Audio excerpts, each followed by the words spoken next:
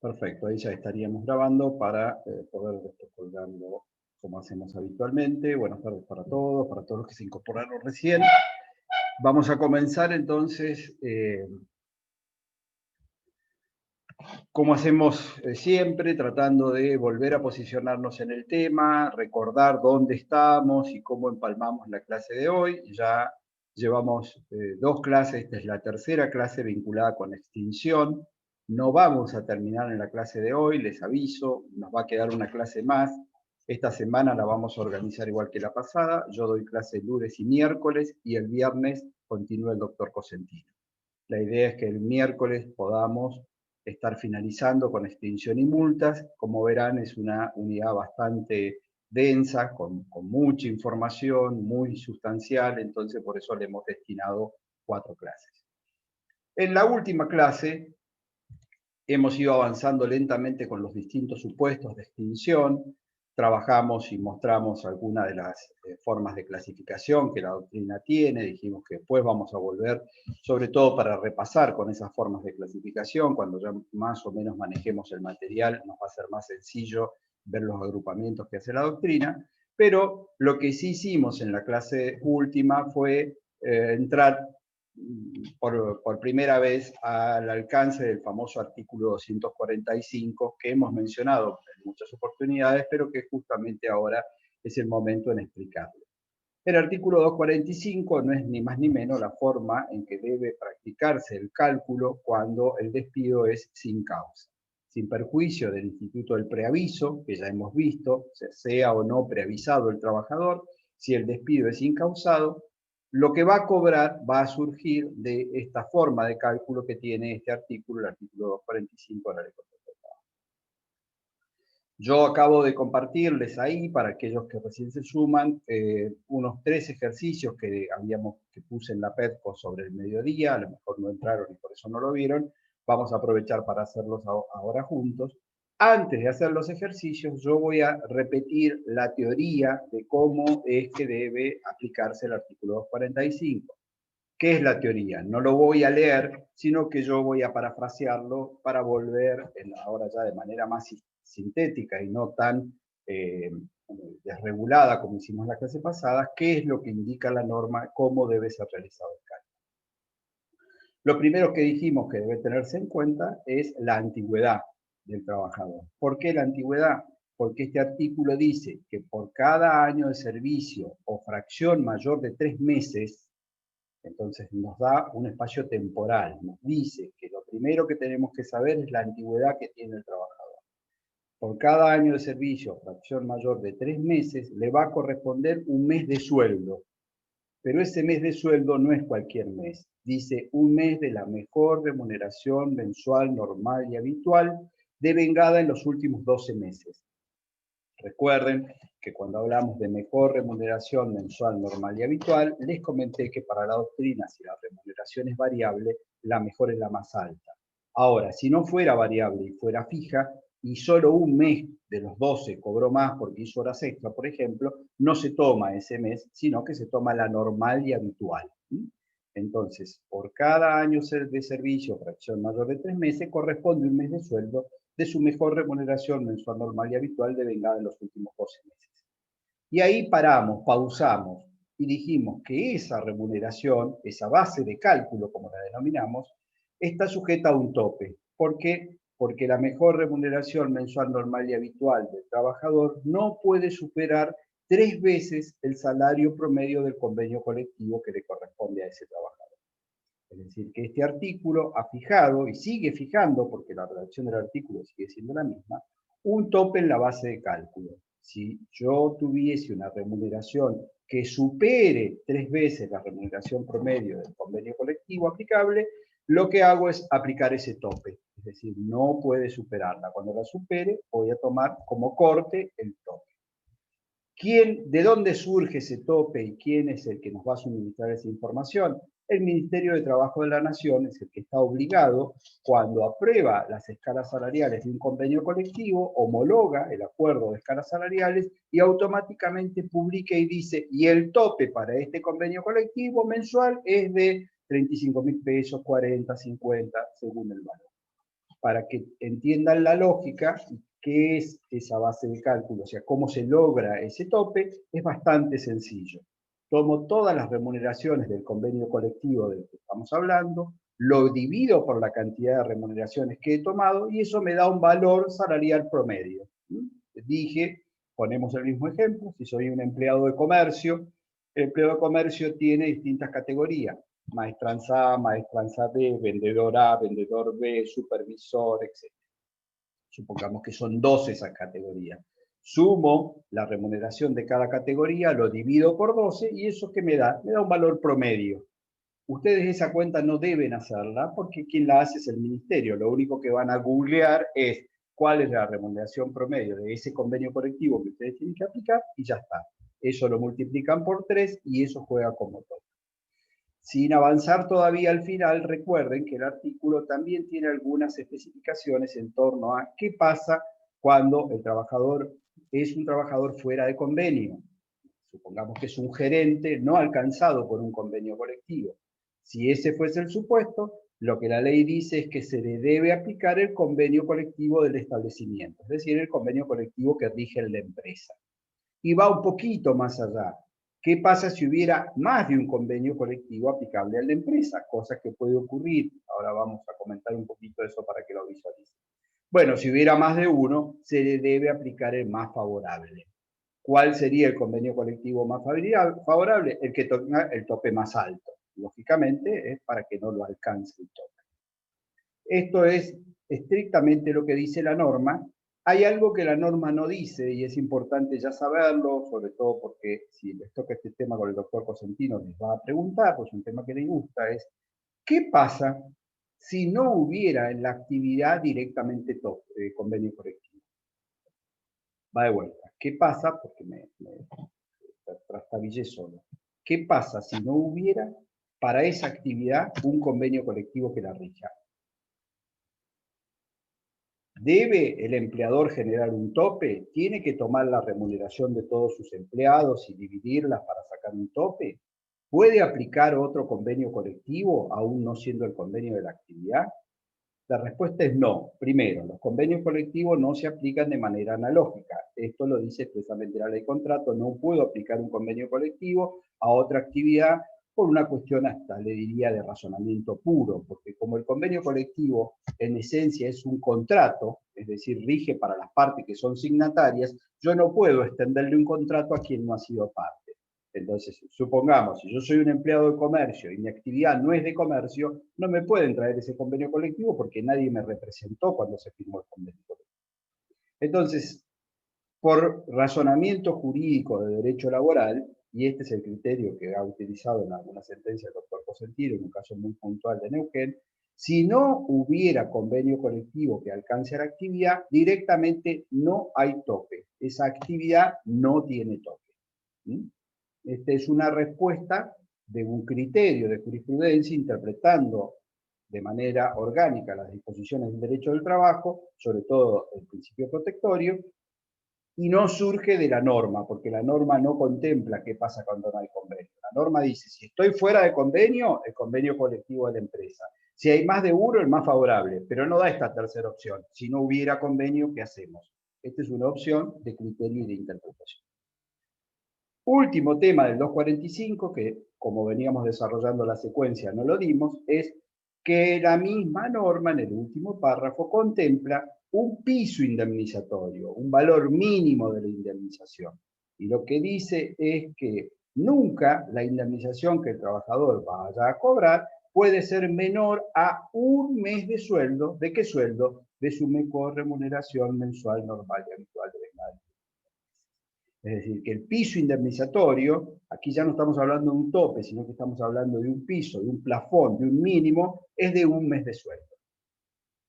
¿Vieron ya con el doctor Cosentino trabajadores rurales, agrarios, ley 26727? Sí. Recuerden que para la ley 26727 el mínimo indemnizatorio es de 2 meses de sueldo. Esta es una diferencia que hay entre la ley contrato y el estatuto de los trabajadores rurales. La ley 26727 aplica misma fórmula de cálculo, pero lo que dice es que el mínimo indemnizatorio es de 2 meses de sueldo. Eso quedó me imagino que Sergio les habrá explicado el porqué, la lógica de por qué quedó así, pero para que lo sepan y lo tengamos en cuenta. Ahora todo de corrido, para que aquellos que ya lo entendieron lo puedan repasar conmigo, y los que no, no desesperen, porque dijimos en la clase pasada que vamos a hacer las pausas necesarias para que esto quede claro. Cuando voy a calcular el 245, tengo que tomar por cada año trabajado o fracción mayor de 3 meses, un mes de sueldo de la mejor remuneración mensual normal y habitual, devengada en los últimos 12 meses. Esa remuneración no puede superar 3 veces el salario promedio del convenio colectivo. Y esa indemnización nunca puede ser menor a un mes de sueldo de la mejor remuneración mensual normal y habitual del trabajo. Eso es el artículo 245. ¿Mm? ¿Dudas, preguntas sobre esto antes de pasar a la ejercitación?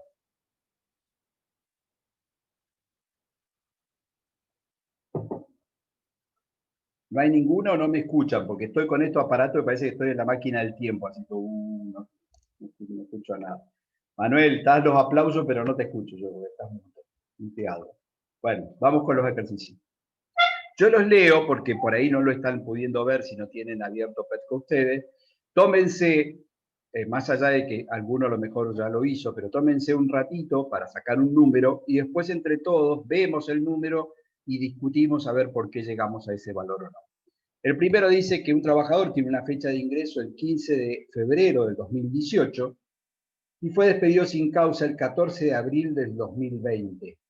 Su mejor remuneración mensual normal y habitual, fíjense que ya la abrevié al lado para que después no repitiéramos esto, MRMNH, mejor remuneración mensual normal y habitual, es de 45.000 pesos, la remuneración mensual promedio del convenio es de 39.000, y lo que le estoy pidiendo es que me determinen cuál sería la indemnización por 245 que corresponde.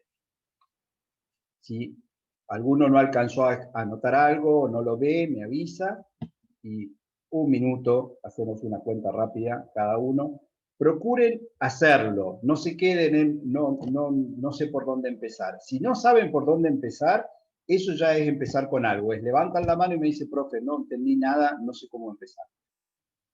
Porque este es el momento donde tienen que entenderlo. No lo dejen para después, cuando esté tranquilo, me pongo a estudiarlo. Porque por ahí, cuando están tranquilos, yo no voy a estar para ayudarles y se les va a complicar.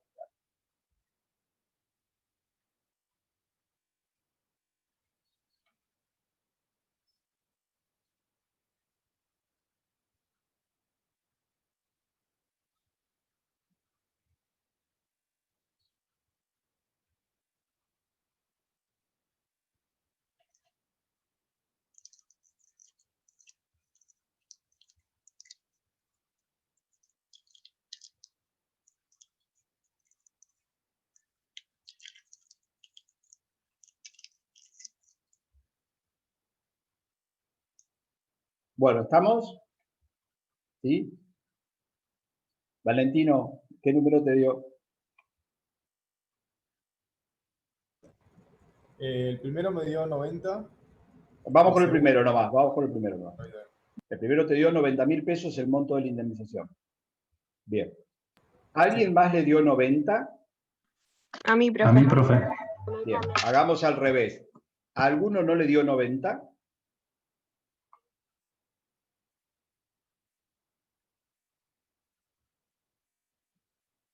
¿Alguno no le dio?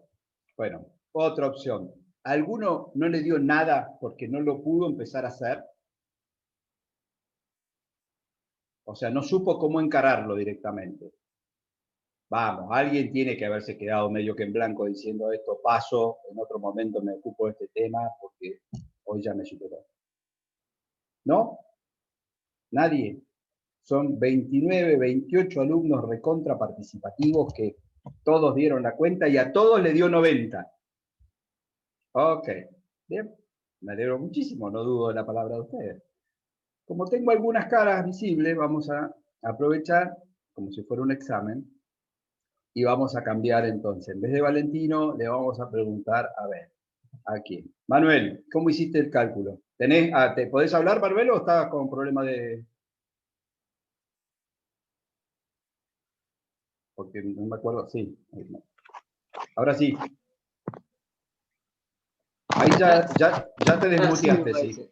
Ahí ya te desmuteaste. ¿Me escuchás? Te escucho bien, dale. No te escucho. Hice la cuenta de cuántos años hacía hice febrero a febrero un año, febrero a febrero otro año más, conté los meses, me dio menos de 3 meses, entonces fue 45 por 2, que era el promedio normal y habitual, o sea, el sueldo normal y habitual. Bien, gracias. ¿Se escuchó? Sí, se escuchó perfecto. Ok, se escuchó bien, Manuel. Bien, ¿alguien algo para aportar distinto o lo hizo diferente? Empecemos por la antigüedad. A todos le dio 2 meses, todos se dieron cuenta que no superó la barrera de 3, digamos. ¿Sí? Bien. Y con el monto, la mejor remuneración normal y habitual de 45, ¿alguien tuvo problema con el tope? No, nadie. ¿Por qué? En principio porque como el tope lo habíamos puesto en 39, pero ese es mensual, 39 por 3 nos daba el tope real, con lo cual quedaba muy arriba de lo que era la remuneración. Por lo tanto, el monto que le dio a Valentino, que les dio a todos, que acaba de explicarnos cómo hizo recién el cálculo Manuel, era correcto, era bastante sencilla, 90.000 pesos. Esa es la indemnización por antigüedad de ese trabajador. Bien, pasemos a la segunda. Este es un trabajador que ingresó el 18 de abril del 2019, tiene un despido sin causa el 15 de marzo del 2020, con una remuneración mensual normal y habitual de 180.000 y la promedio mensual del convenio colectivo que se le aplica, 45.000. ¿Ya la hicieron a la cuenta? La mayoría sí, lo hizo. Bien. ¿Alguien arriesga un número? A ver quién me dice. Yo fui por 180.000. Luciana le dio 180.000. Sí, a mí también 180.000. Bueno. ¿A alguien no le dio 180.000? Les digo la verdad, estoy entre o muy contento o escéptico de que esto sea tan pacífico, y de la clase pasada que no rimábamos un bochín, ahora resulta que todo manejan las cuentas como la IBM y sacan los cálculos y ningún problema. Bien, a ver, ¿por qué? Acá, bien, Belén. Belén le dio 135.000 en vez de 180. Y Franco hace con la cabeza, epa, parece que a mí también me había dado 135. Entonces, no sé si Belén estás por ahí y te animás a contarnos por qué te dio 135, o a quien le haya dado 135, ¿qué cuenta hizo? A ver.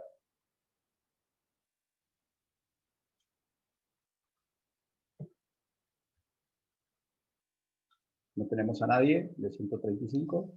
¿O están sin audio? No. El tope del convenio colectivo me aporta Belén. Si 135 es el tope del convenio colectivo. Bien.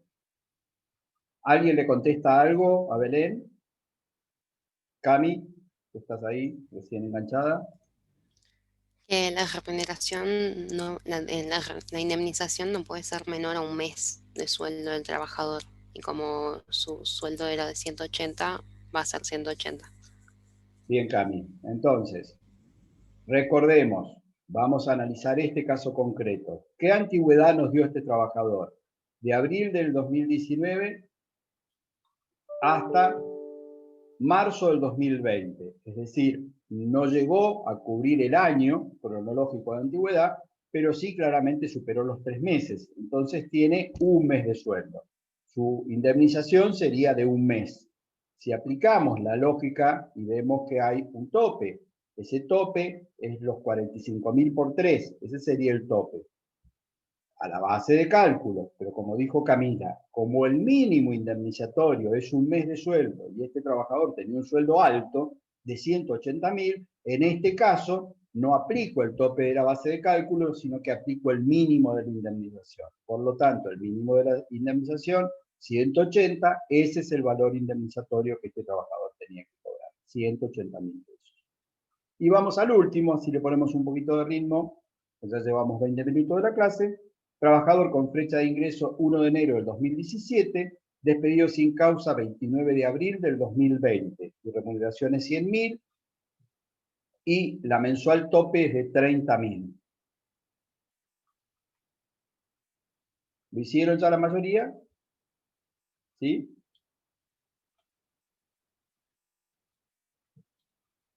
Bien.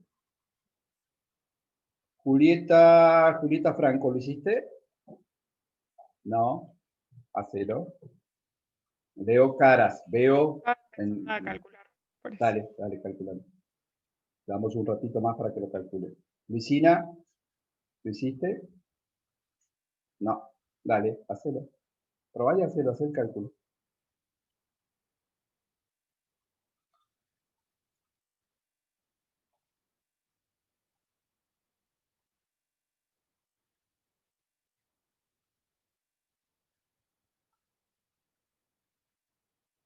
Pasa lo mismo que en el de arriba. A mí ver. me dio 400.000, puede ser. Julieta tiene 400.000. Lo tenemos acá al cliente y le estamos informando de a poco el número. Juli dice, che, creo que cobras 400. Luisina dice, me parece que no. ¿Por qué A ver, 400? ¿por qué Medio Luisina 360. 400? 360 Sí. luques, ya le bajamos 40 lucas por el tipo, está ahí mirándonos con cara diciendo, che, yo prefería Pero más de 200. el tope del convenio sería de 90.000 pesos, ¿o no? Díganme Claro, ustedes. pero sí. Pero pasa Entonces- lo mismo que en el anterior. Pasa lo mismo que en el de Claro. arriba, por eso dije yo eso, porque... ¿Por qué pasa? A ver, no nos enojemos, no pongamos así que ya parece que nos agarramos la mano. ¿Por qué pasa lo mismo que en el anterior? ¿Cuál es el monto? Porque se cuál- excede. ¿Cuál es el monto de la remuneración mensual de este trabajador? 100.000. ¿Cuál es Claro. el mínimo de la indemnización que tiene a cobrar? 90. No, No, el mínimo de la indemnización. El No. último párrafo del artículo 245. 100.000. 100.000. 100.000, claro, el mes. 100.000. O sea que, si quieren, anotamos apenas, empezamos a hacer el cálculo y decimos, este tipo, cualquiera sea la cuenta, no puede cobrar menos de 100.000. 100.000 es el mínimo, lo ponemos ahí. Pero ahora vamos a hacer el cálculo, porque este tiene bastante más antigüedad. Entonces, ¿cuánto les dio de años de antigüedad? 400. 4 Claro, meses. 4 Sí. meses. ¿Sí? Valentino dice 4, Luisina dice 4 meses. Hasta acá ya tenemos. El mínimo de la indemnización, 100.000 mangos. La antigüedad, 4 meses. Tenemos 2 datos. Pero ahora nos falta saber, ¿qué remuneración vamos a tomar? Si tomamos la mejor remuneración mensual normal y habitual, que es de 100.000, ¿supera o no el valor tope convenio? Sí, supera. Supera. ¿Por qué? Porque el valor tope convenio es ¿de cuánto? 90.000. 30.000 por 3, porque 30.000 es el mensual, por 3, que es lo que dice la ley, son 90.000. Entonces, si yo tengo que cobraba 100, pero el tope es 90, ¿qué tomo? El tope, porque no me puedo exceder del valor del tope. 90 por ¿cuántos meses? Por 4, que ya lo habíamos dicho. 360.000 es el monto de la indemnización. Como verán, 360 es muy superior a 100. 100 que era el mínimo indemnizatorio, por eso no es igual al ejemplo anterior. Porque en el ejemplo anterior hicimos jugar el mínimo porque su indemnización mensual era alta y porque tenía muy poco de antigüedad. Entonces ahí cualquier cálculo que hiciéramos, si aplicábamos el tope, nos iba a dar por debajo a lo que es el mínimo indemnizatorio. Entonces vamos de vuelta para Juli, que por ahí se quedó mirándolo y no lo terminaba de sacar con Luisina. Dijimos. Profe, entonces Dale. yo acá me tenía que fijar la antigüedad, que por eso yo no me fijé eso. La antigüedad por un lado y si juega o no el tope. Acá juega el tope, porque tu remuneración 100.000 es superior a los 90, que es el tope. Entonces aplico el tope, lo multiplico por la antigüedad, eso me da un valor superior al mínimo indemnizatorio, por eso no juega el mínimo. En el anterior, cuando vos hiciste esa cuenta, lo que vulneraba era el mínimo indemnizatorio, por eso es que tuvimos que tomar, en el caso anterior, 180.000 pesos, creo que era el mínimo. Juli, te escucho. Profesor, O sea que el mínimo indemnizatorio sería para la suma indemnizatoria total. Total, no Julieta. para Exacto, ahí está. Esa es la confusión de Julieta, que es la confusión de muchos. Vamos a volver a aclararlo. El último párrafo del artículo 245 dice que la indemnización, es decir, el monto a cobrar, nunca puede ser inferior a un mes de sueldo.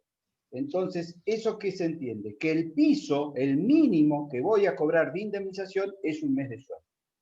En cambio, el tope es a la base de cálculo, es cuando yo saque mi mejor remuneración mensual normal y habitual, no puede superar 3 veces el salario promedio del convenio colectivo.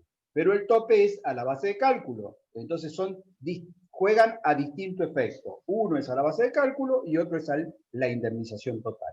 Por eso Julieta, que ahí se dio cuenta, dice, espere, entonces el problema es que mi indemnización no puede ser menor a un mes de sueldo. Exacto. Tu indemnización, el número que te dé la indemnización, ahí recién lo comparás, no puede ser menor a un mes. Perdón que ahí nos habíamos superpuesto con Julieta y con alguien más. ¿Quién más quería preguntar? Yo, profesor, tengo una duda. Porque si yo hago el cálculo del 2017 al 2018 me da un año. Al 19, 2 y al 20, 3. Pero él salió el 1 de enero. Si yo me voy al 1 de febrero sería un mes. Al 1 de marzo 2. Pero salió el 1 de abril. Y abril tiene 30 el 29 días, de no abril. hace 30. Fíjese que sale el 29 de abril. El 29, serían 32 días. Entonces, ya. No Está bien la cuenta que hizo. 1 de enero al 1 de febrero, sí. al 1 de marzo, al 1 de abril. El 1 de abril cumplió los 3 meses. Se fue el 29 de abril. Perfecto, Tiene 3 meses claro. y 28 3 meses, días. 28 días. Bien, gracias. Bien. ¿Alguna duda de esto? Profe, yo no entendí por qué el tope del convenio había que multiplicarlo. Porque el artículo 245 dice, cuando usa el tope, dice que son 3 veces el promedio mensual del convenio colectivo. Y el valor que te da el ministerio, que es el mismo que yo te acabo de informar, es el valor de un mes. Eso hay que multiplicarlo por 3. ¿Por qué lo dice la norma? ¿Se entendió, Agustina? Sí, gracias. Vamos a ponerlo ahí para que nos saquemos la duda. Dicha base no podrá exceder el equivalente de 3 veces el importe mensual de la suma, no sé si lo estás pudiendo ver ahí, Agus, de la suma que resulte del promedio de todas las remuneraciones previstas en el convenio colectivo. Ese es el famoso tope. Y habla de 3 veces ese valor. Bien. Claro, eso lo entendí. Re pesada, pero no entiendo por qué no sería como en el caso anterior, porque si cobra 100.000 pesos mensualmente y después lo multiplicamos por 4, da 400.000. Y si al convenio, que era de 30.000, lo multiplicamos por 3, nos da 90. No, porque vos no podés hacer la cuenta global. Vos lo primero que tenés que hacer es la cuenta tal como lo indica la norma, aplicando el tope. Pero después, ese valor que te dé el valor indemnizatorio, tenés que compararlo con el mínimo de la indemnización. Entonces, no está bien hacer 100 por 4, porque nunca pudiste tomar 100, porque excedes el valor mensual del tope. Tenés que tomar 90. 90 por 4. ¿Qué ocurre? Ese valor supera un mes de sueldo, entonces se aplica. Si no lo superara, ahí es como el ejercicio anterior. En el ejercicio anterior, cuando hiciste la indemnización, te quedabas con un monto inferior a un mes de sueldo. Nunca puedo cobrar menos de un mes de sueldo, aplico el tope del 245. Está bien, ahí entendí, gracias. Bien, vamos a completar esto, porque esto que estamos insistiendo tanto sobre el tope, hace muchos años que fue declarado inconstitucional por la Corte Suprema de Justicia de la Nación. Pero, como en nuestro país, obviamente, las inconstitucionalidades no implican derogación de las normas, sino que son para el caso concreto, es que estudiamos porque sigue vigente. La causa que deben analizar, y que está, por supuesto, publicada en PEDCO, se llama Bisotti Carlos contra AMSA. Como verán, esto es del 2004, es bastante viejo el fallo, un criterio que sigue sosteniendo la Corte. Lo que ha tenido, lamentablemente, es una interpretación disímil o una aplicación disímil por los tribunales inferiores. ¿Por qué? Porque aquí en concreto lo que la Corte dice y aplica un viejo criterio, el criterio de la confiscatoriedad. dicen que si al aplicar el tope del artículo 245 afecto más de un 33% de lo que le hubiese correspondido al trabajador, ese cálculo es indemnizatorio y por lo tanto es inconstitucional. Esa indemnización es inconstitucional porque es confiscatoria. Va de vuelta. La Corte utiliza el criterio de confiscatoriedad, utilizando un viejo fallo de los años 20, y ha tomado como porcentaje de afectación máximo el 33%. Es decir, si yo hago la cuenta, aplico el tope, como dice el 245, y ese trabajador cobra con una afectación de más del 33%, directamente es inconstitucional. Habrá que plantearlo en el caso concreto para lograr la inconstitucionalidad. ¿Qué ha llevado este criterio de Bisotti? A que algunos tribunales directamente no apliquen tope, entiendan que la norma es inconstitucional y directamente no lo aplican, y otros, interpretando correctamente la Corte, lo aplican al tope, pero verifican cuál es el grado de afectación. Si el grado de afectación supera el 33, lo restringen al 33. Si no supera el 33, directamente aplican el tope sin problema. Entonces es un orden porcentual. Cuánto está afectando o no la aplicación del tope a lo que hubiese cobrado. Vamos a ponerlo en un ejemplo, porque al poner el porcentaje 33, veo que la mayoría tiene cara de mareado y no tener la menor idea de qué estamos hablando. Entonces lo vamos a tratar de poner en números. Si a un trabajador, cuando hago el cálculo de la indemnización, como el que recién hicimos, le corresponde cobrar por tope 360.000 pesos y sin tope 400.000 pesos. ¿Cuánto ha cobrado porcentualmente menos aplicándole el tope que si no lo hubiésemos aplicado?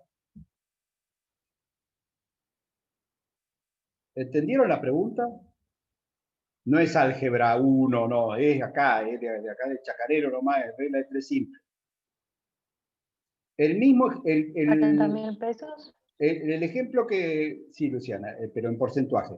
El mismo cálculo que hicimos para el último ejercicio. Recién, recuerdan que Agustina dijo, che, pero yo hice la cuenta, me da 400, entonces como el tope, le dije, no lo podés hacer global. Hagamos la cuenta ahora y digamos, sin tope, 100 por 4, 400. Eso es lo que le hubiese correspondido si no hubiera tope. Pero como hay tope, dijimos, ustedes dijeron que le corresponde 360. Es decir, que este trabajador está cobrando, ¿cuánto? 40.000 pesos menos. ¿Eso qué porcentaje es? Equivale al 90%. O sea, cobró un 10% menos de que si hubiese cobrado sin el tope. Más o menos un 10%, ¿no? Porque si a 360 el 10% serían 36, estaría por ahí, pero no supera el 12%, menos. Entonces, a ver, Franco lo sacó, lo explicó, pero todavía hay muchos que siguen con la cara como mirando a la pared diciendo no entiendo de qué miércoles me están hablando. Para aquellos que no entienden de qué estamos hablando, hagamos el esfuerzo juntos. Hicimos el cálculo sin tope. Cobraba 100 por mes, esa era su mejor remuneración normal habitual, 4 meses, eso da 400. ¿Listo? ¿Todo de acuerdo? Eso sería si el párrafo del tope en la ley no existiera. 400.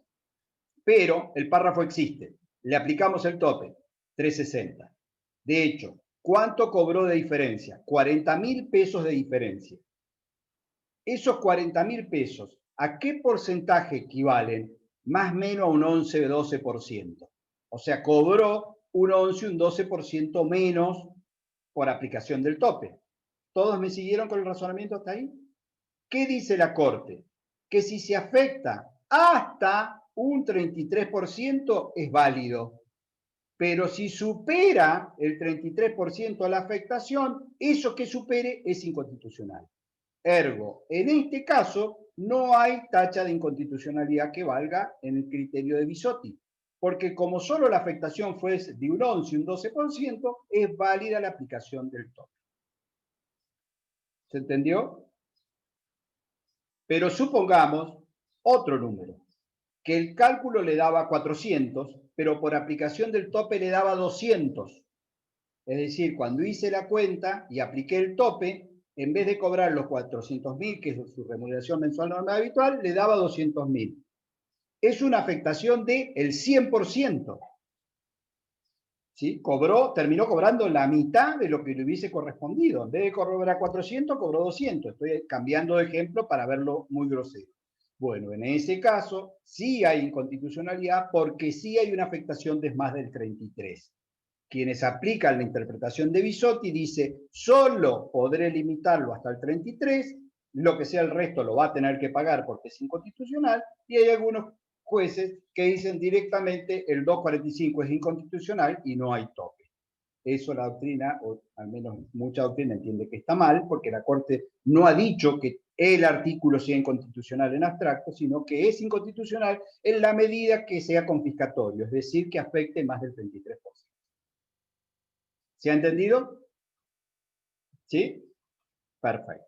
Entonces, Bisotti, lectura obligada, fallo de la Corte, está en la carpeta de PEDCO cargada y es un fallo muy conocido, con lo cual lo van a, con simplemente googlearlo, lo van a encontrar. Bien. ¿Alguna duda antes de continuar con esto? ¿No? Bien.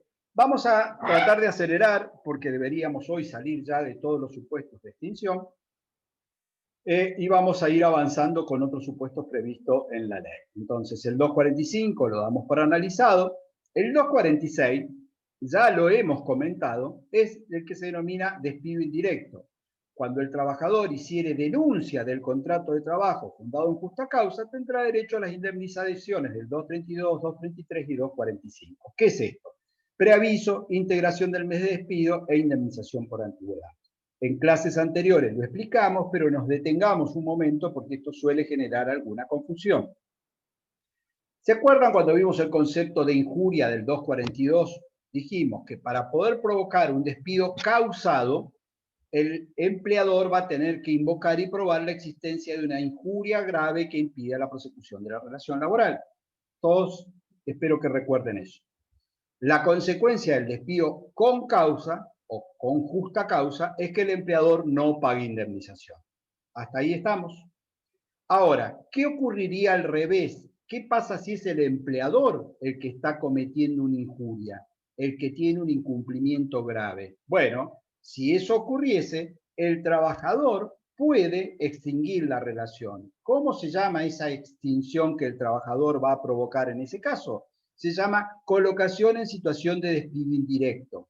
Es el trabajador el que va a invocar el incumplimiento de su empleador, va a extinguir por un incumplimiento grave que impide la prosecución de la relación laboral, y esa extinción en la que se ha colocado trae aparejado el derecho a un cobro, al cobro indemnizatorio, tanto de la indemnización sustitutiva del preaviso, como de la integración del mes de despido, como la indemnización del artículo 245.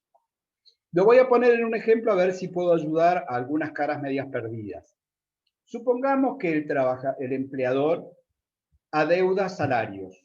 Llega el día cuarto, día hábil del mes, no paga. Su empleado lo intima que pague, no paga. No paga ese mes directamente, por los problemas que sea, no paga. Pasa al mes siguiente, sigue adeudando el mes de marzo y en abril tampoco paga. El trabajador lo intima. ¿Y a qué lo intima? A que le paguen. ¿Y bajo qué apercibimiento? ¿Qué puede hacer si no le pagan? O iniciar un cobro de juicio sumarísimo para cobrar los salarios, cosa que puede llegar tiempo, o frente a ese incumplimiento grave que impide la prosecución de la relación laboral, entiéndase injuria en los términos del artículo 242, colocarse en situación de despido indirecto. Es decir, el trabajador es el que extingue la relación, pero motivado en que hay una causa, un incumplimiento grave por parte de su empleador.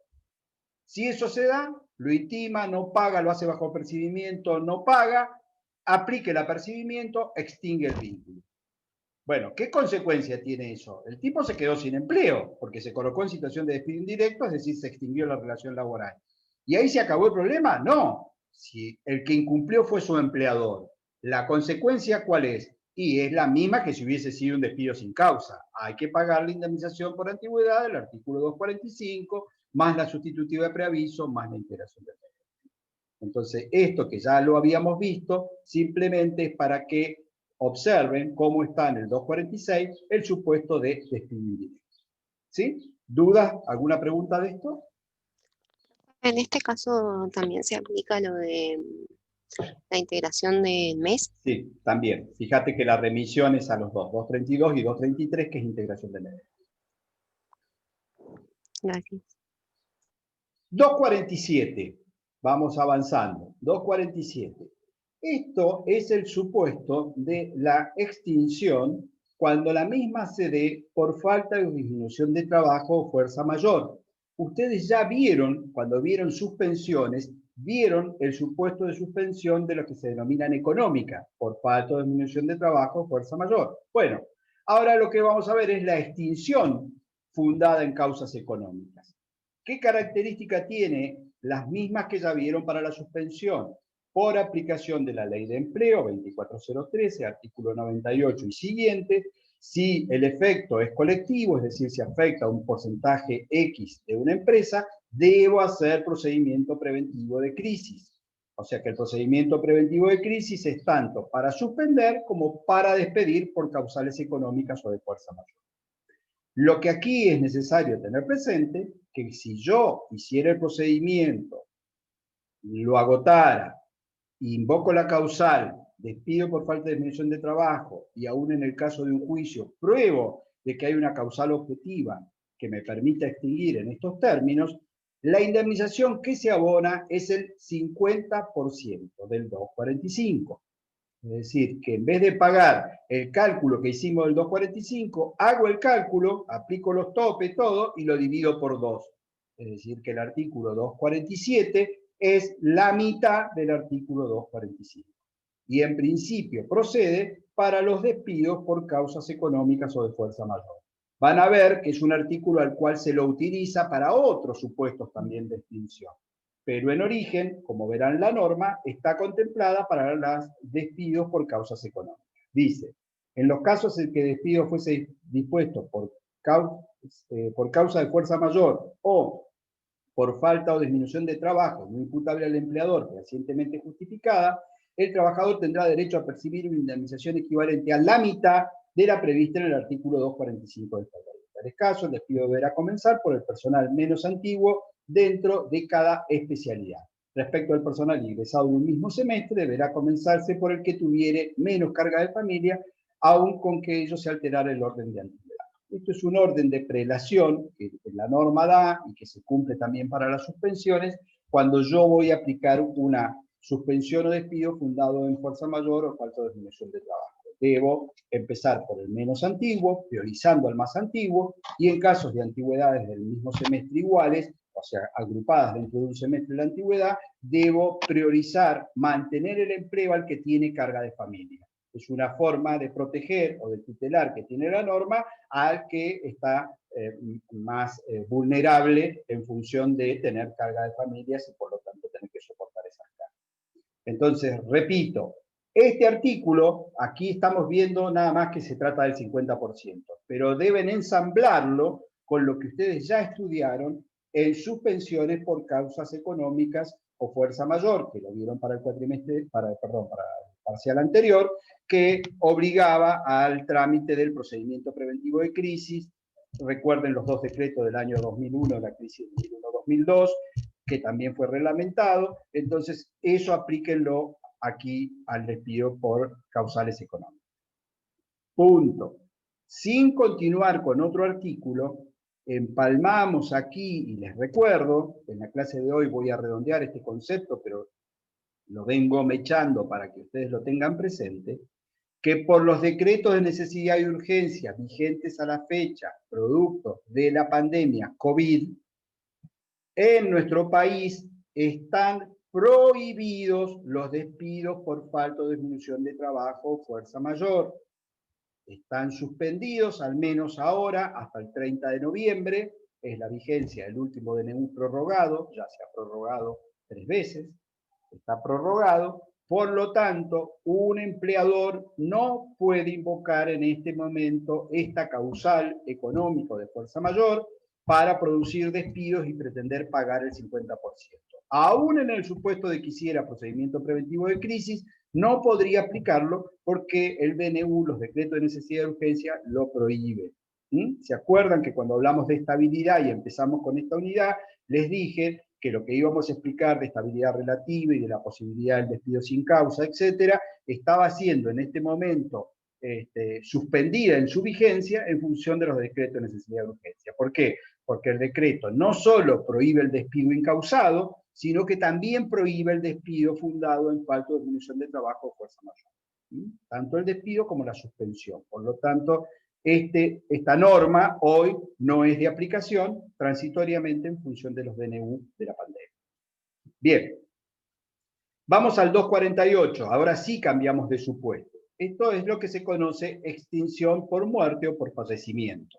Ustedes ya lo saben, vamos a recordar que en principio, si el que fallece es el trabajador, claramente la relación laboral se extingue. No hay posibilidad en el ámbito del derecho laboral privado que mute, que cambie el sujeto y pase a trabajar como un dependiente, un familiar, un hijo, por ejemplo.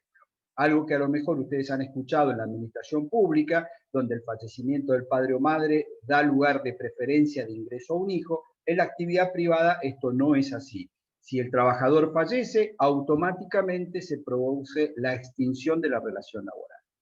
A la inversa, si quien fallece es el empleador, no hay una extinción automática. Solo se va a dar la extinción en caso de que la relación sea intuito-persona. Si no es intuito-persona, podrá continuarse. Ahora vamos a ir luego al fallecimiento del empleador. Quedémonos en el 248, que lo que analiza es el supuesto de extinción por fallecimiento del trabajador. ¿Qué ocurre si el trabajador fallece? Acabamos de sentar un primer hito, que es el vínculo se extingue. Punto.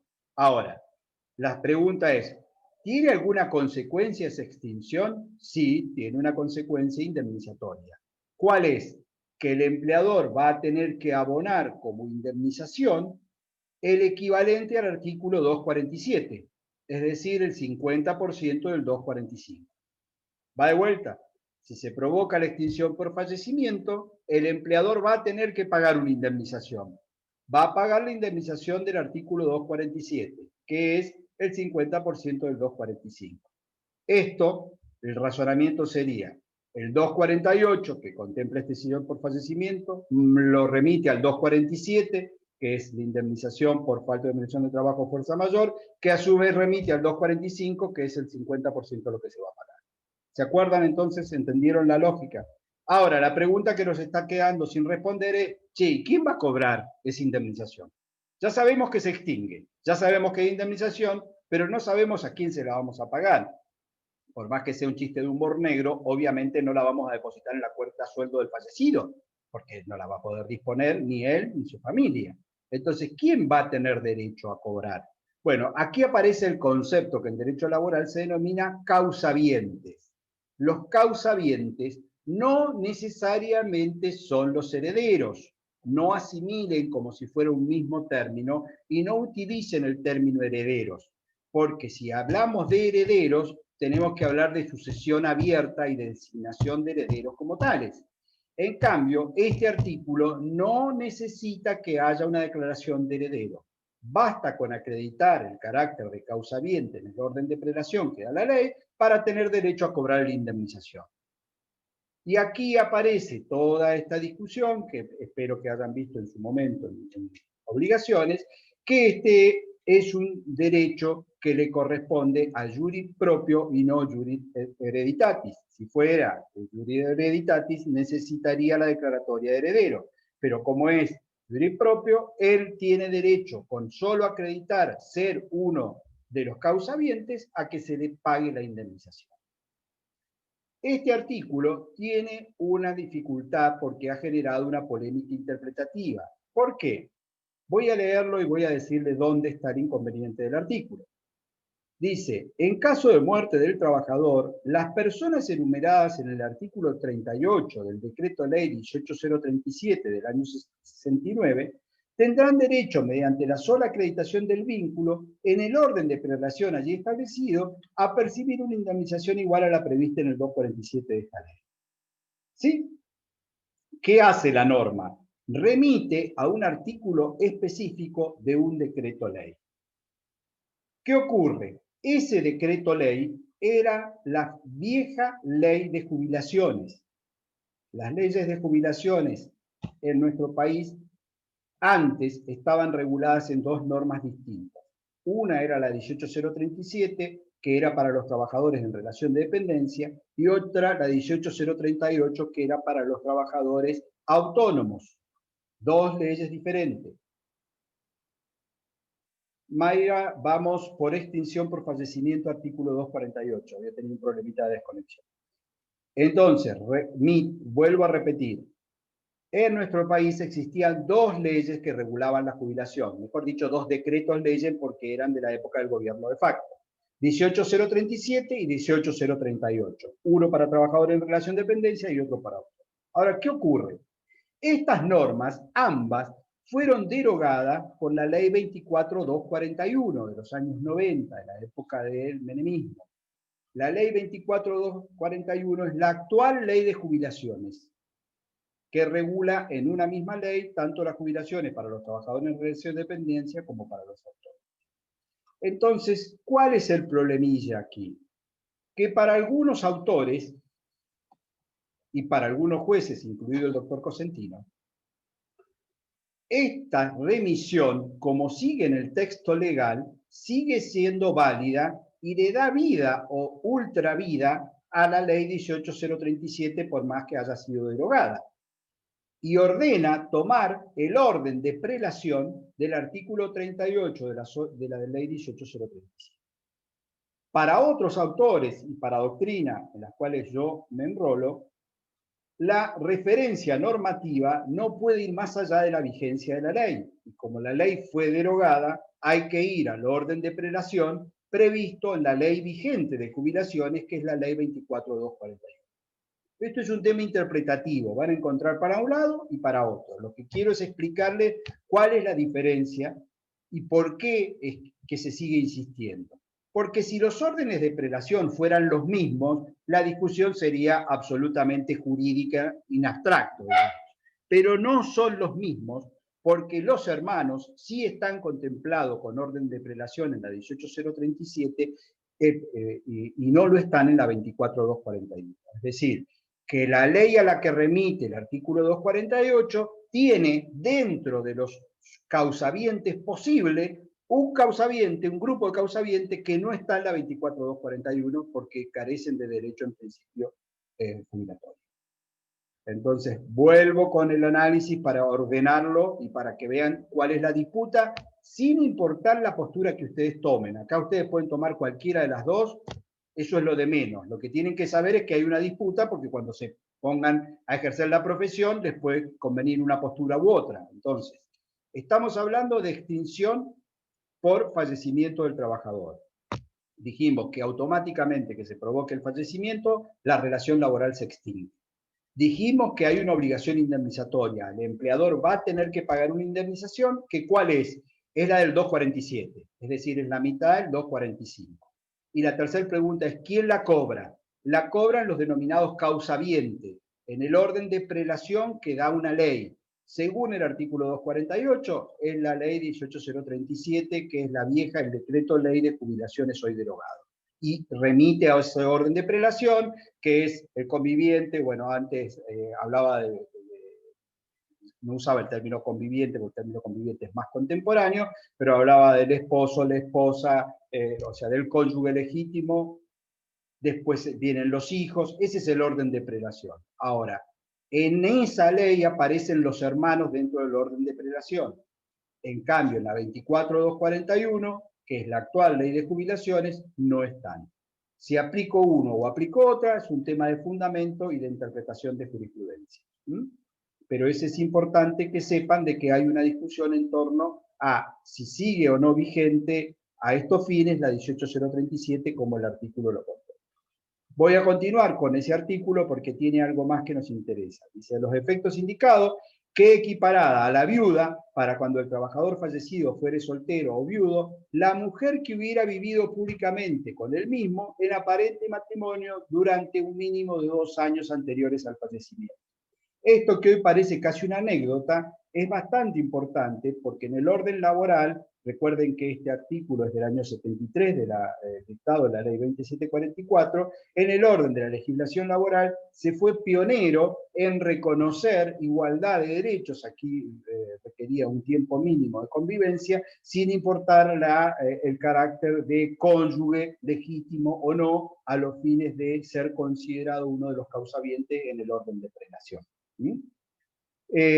Tratándose de un trabajador casado y presentándose la situación antes contemplada, igual derecho tendrá la mujer del trabajador cuando la esposa, por su culpa o culpa de ambos, estuviera divorciada o separada de hecho al momento de muerte del causante, siempre que esta situación se hubiera mantenido durante los 5 años anteriores al fallecimiento. Aquí venimos con un nuevo problema.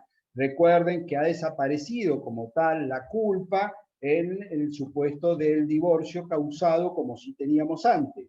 No sé si ya han hecho familia, pero cuando lo hagan lo van a ver. Tuvimos durante muchos años de vigencia, desde el año 80 y pico hasta hace 3 años atrás, la posibilidad del divorcio causado por culpa o por responsabilidad. Hoy no importa los motivos, sino simplemente cualquiera de las partes puede requerir y obtener como tal la sentencia de divorcio. Entonces, esta designación de por culpa ha quedado, digamos, a contrapelo y no va a poder ser aplicable en función de la legislación vigente sobre matrimonio y sobre divorcio que tiene nuestro país. Esta indemnización... ¿Qué pasa, profe? ¿Cómo? O sea, directamente esa parte no se aplica. No se aplica porque no hay hoy sentencia en la actualidad. Puede haberse aplicado durante la vigencia anterior a la reforma, pero en la actualidad no va a haber divorcio con causa culpa por eso. Esta indemnización es independiente de la que se reconozca los causavientes del trabajador por ley de accidentes de trabajo, según el caso, de cualquier otro beneficio que por las leyes convencionales colectivas de trabajo, seguros o actos contratos de previsión le fuesen concedidos a los mismos en razón del fallecimiento del trabajador. Este último párrafo es muy importante porque a veces se entiende que si el trabajador fallece como consecuencia de un accidente de trabajo, solo la RT tiene que pagar la indemnización por fallecimiento y ya está. No. Aquí tienen que tener en claro que la ley ha contemplado un supuesto indemnizatorio específico cuando la extinción se da por fallecimiento. Y eso está a cargo del empleador, y no importa la causa del fallecimiento. Si el fallecimiento fue un suicidio, lo mismo el empleador debe pagar a los causavientes la extinción. Por eso es que es la mitad, es la del 247, no es el 245, no es el 100%, no está la parte sancionadora. Está la parte del periodo en que el trabajador puso servicio en disposición de su empleador, vinculado pura y exclusivamente con la antigüedad. Entonces, sin importar los motivos que se den, el fallecimiento lleva la indemnización del 247. Y el mismo artículo lo que dice es, cualquier otro beneficio que exista por sobre esta indemnización, también lo cobrarán los causavientes. ¿Esos qué otros beneficios pueden ser? Por ejemplo, el seguro de vida obligatorio, al cual todo empleador está obligado, ya sea a aportar o a pagarlo de manera directa, que es un seguro colectivo, o un seguro opcional individual con beneficiario, y en tales casos, lo que se suele generar, y es bueno que aquí lo expliquemos, es alguna confusión. ¿Quién cobra qué cosa? Vamos a ordenar a ver si podemos dejar esto de manera clara plasmado. Si yo voy a cobrar la indemnización por fallecimiento del artículo 248, tengo que ser uno de los causavientes contemplado en la norma, ya sea que vaya a la 18037 o a la 24241, pero necesariamente tengo que ser el causaviente que esté arriba con derecho, porque es con derecho a prelación, los de abajo no cobran. Ahora, si yo soy un beneficiario de un seguro, ahí cambia, porque el que va a cobrar es el que esté puesto como beneficiario del seguro, acto que es voluntario del trabajador. El trabajador puede elegir a quién pagar un seguro de vida en caso de su fallecimiento. Entonces aquí ya no estamos en el orden de predación de la ley de jubilaciones, sino que estamos aplicando el beneficio del seguro en función de lo que el propio trabajador ha resuelto. Y puede que el beneficiario no sea un familiar, puede que sea un tercero ajeno al vínculo familiar. Y es válido, sí, es perfectamente válido. Entonces, producto de un fallecimiento, para ver si echamos un poquito de claridad, el los causavientes pueden tener derecho a cobrar distintos montos. Dentro de esos montos, uno es la indemnización por fallecimiento del 248. Otro es la indemnización por accidente si la muerte fuera producto de un accidente de trabajo, ley 24.557, que es lo que están viendo con el doctor Cosentino, ley de riesgo de trabajo. Otro puede ser un seguro voluntario, otro un seguro colectivo obligatorio, o sea, son distintas fuentes que nutren y los beneficiarios no necesariamente van a ser los mismos. El orden de prelación del que recién hablábamos es el que da la norma en el artículo 248 con remisión a la ley de jubilaciones y con toda esta discusión de si se aplica el decreto ley o la ley nueva que ya les expliqué. Conclusión, para terminar este supuesto. Repasamos los 4 elementos que vimos básicos. Si hay fallecimiento, hay extinción de la relación laboral automáticamente. Hay pago de indemnización, que es la del 247. Hay un orden de prelación, ya sea tanto de del decreto 18037 o de la ley 24241, según el criterio que utilicen. Y hay eventualmente acumulación de montos en función de que puede tener otras sumas a percibir, no solo las del artículo 247. Un último tema, sí, perdón. Antes que sigamos, cuando cobra la indemnización por muerte del trabajador, en el orden de prelación, o sea, el que sería el que primero cumple, el que primero está en la lista, cobra el total. Cobra el total. No se divide como herederos. No. No es como, no se divide. Solo el primero cobra.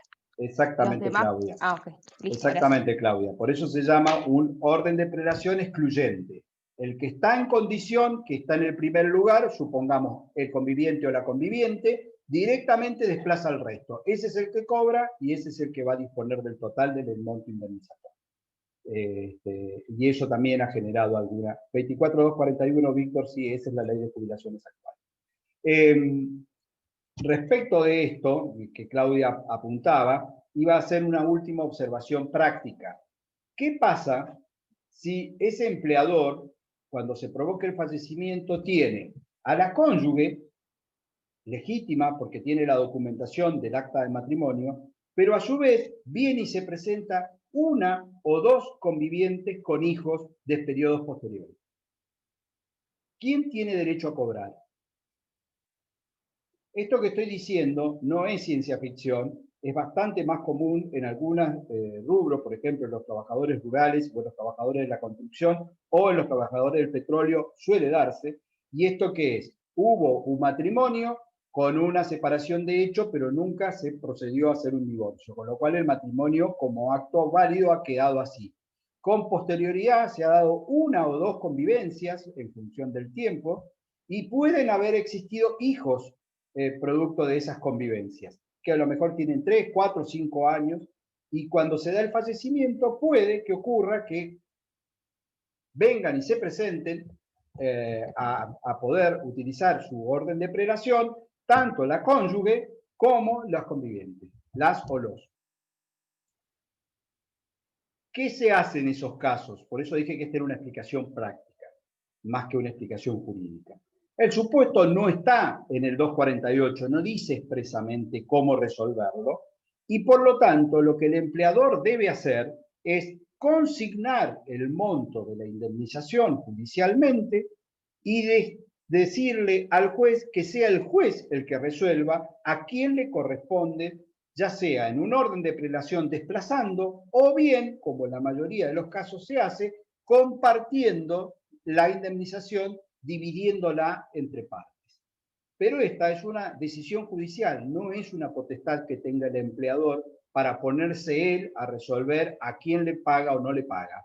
Porque si lo hiciera mal, con el viejo principio poco jurídico pero muy repetido, el que paga mal paga 2 veces. Entonces, si le dio el dinero de la indemnización a quien en principio no le correspondía, y viene el otro y judicialmente luego lo reclama y el juez dice no, le correspondía a A, no a B, va a tener que volver a pagarle a A. Entonces, para evitar este tema, la solución en los casos que haya controversia de quiénes son los legitimados a cobrar la indemnización por fallecimiento es consignar judicialmente el monto, denunciar quiénes son los presuntos legitimados como causavientes a cobrar y que sea el juez el que determine a quién le corresponde el dinero. Esto es lo que en la práctica muchas veces se hace cuando hay más de un supuesto causaviente con derecho a cobrar el monto indemnizatorio. Aquí, una última llamada, menor, pero que suele traer dolor de cabeza, es que en realidad lo que se cobra iuris propio y no hereditatis es el monto de la indemnización. Pero si hubieran haberes pendientes de cobro, los haberes o las diferencias salariales requerirían de la declaratoria de herederos, porque esos sí deben ser percibidos en el carácter del sucesorio como a derecho hereditario. Entonces, si en la esto se los explico porque es importante que lo vean y que lo lean cuando lean cualquier autor, pero van a ocurrir que en la práctica, si lo que le queda a cobrar es el último mes, es decir, la liquidación final, eso se le va a pagar directamente al causaviente que venga con derecho junto con la indemnización por fallecimiento. Pero si lo analizamos estrictamente como está en la norma, si hubiera sumas salariales a percibir y algunas eventuales diferencias salariales, esas no serían para cobrar como la indemnización por fallecimiento, sino que tendría que venir con una sucesión abierta, con la declaratoria de heredero y a percibirla en carácter de heredero y en la prorrata que tienen los herederos como tales. Esa sería la diferencia entre la indemnización por fallecimiento y los rubros que no surjan de la indemnización, es decir, que estén por fuera de los montos de la indemnización. Franco, ¿me ibas a preguntar algo o no? Te vi con cara de... No, me estaba recordando un caso que nos pasó a nosotros en mi casa, que el banco nos dijo que hasta cierto monto pueden ir los causavientes a retirar el dinero que hubiese quedado, ya sea por cualquier concepto. Superado dicho monto y sí se necesita la declaratoria de herederos. Está bien, pero estamos hablando de sumas que hayan quedado en cuenta bancaria, sí. digamos. ¿Quiénes podría cobrarla? Está bien. Sí. Claro, sí. Bien. Profe. Sí, Lucas. Ahí en el ejemplo que dio del trabajador que estaba casado, pero que cuando falleció se presenta una conviviente. ¿No se podría aplicar esa parte del artículo que dice tratándose de un trabajador casado y esa? Sí, lo que pasa es que qué... el problema es cuán legitimado va a estar uno y otro, porque si yo tengo matrimonio no disuelto, los efectos del matrimonio siguen plenamente vigentes. Y puede ocurrir, como pasa, de que no hay una disolución porque no hay un trámite de divorcio y hay a su vez una o dos convivencias posteriores convivencias con años y con hijos muchas veces. Entonces, claro, va a venir, eso voy.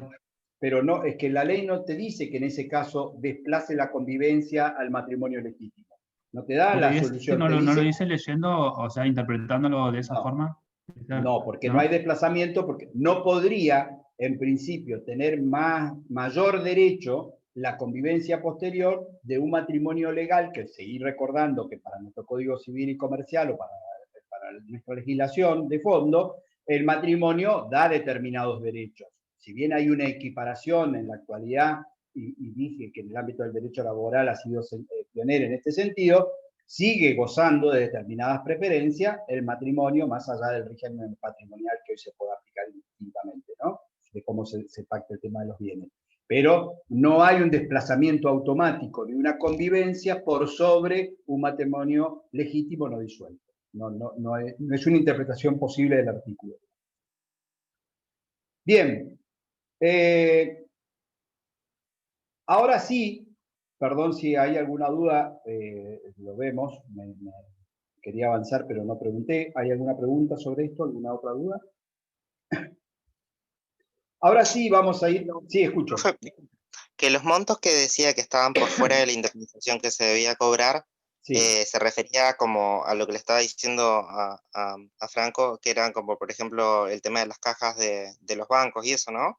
No, bueno, Franco lo que nos explicó es que cuando vos vas al banco y hay un fallecimiento de la familia y querés retirar algún dinero, hay hasta determinado monto lo podés sacar, pero hasta determinado corte que hace el Banco Central, vas a tener que venir con la declaratoria de heredero, con la designación del administrador judicial y vas a tener que ese fondo llevarlo al sucesorio para eventualmente después distribuirlo entre todos los herederos. lo que yo explicaba no es vinculado con eso, sino volvamos a la relación laboral, es si el trabajador, cuando se provoca la extinción, tiene derecho todavía pendiente a cobrar salarios adeudados o diferencias salariales atrasadas, o un juicio que tenga en trámite por diferencias X, esos montos no se cobran como la indemnización por fallecimientos con la simple acreditación de ser un causaviente, sino que integran el sucesorio, por eso necesitan la declaratoria de heredero y van a ir a parar junto con los bienes a distribuir entre la masa de los herederos. ¿Sí? Aquí, por eso hice la distinción, es juris hereditatis y como tal necesita la declaración de heredero. En la práctica, lo que solamente comenté es que si lo que queda es la liquidación final, que es el último mes a cobrar y los proporcionales de vacaciones, el empleador le paga todo al causaviente, porque exigir que abra muchas veces una sucesión con el costo que tiene y cuando a lo mejor no hay otros bienes es un despropósito absoluto, digamos.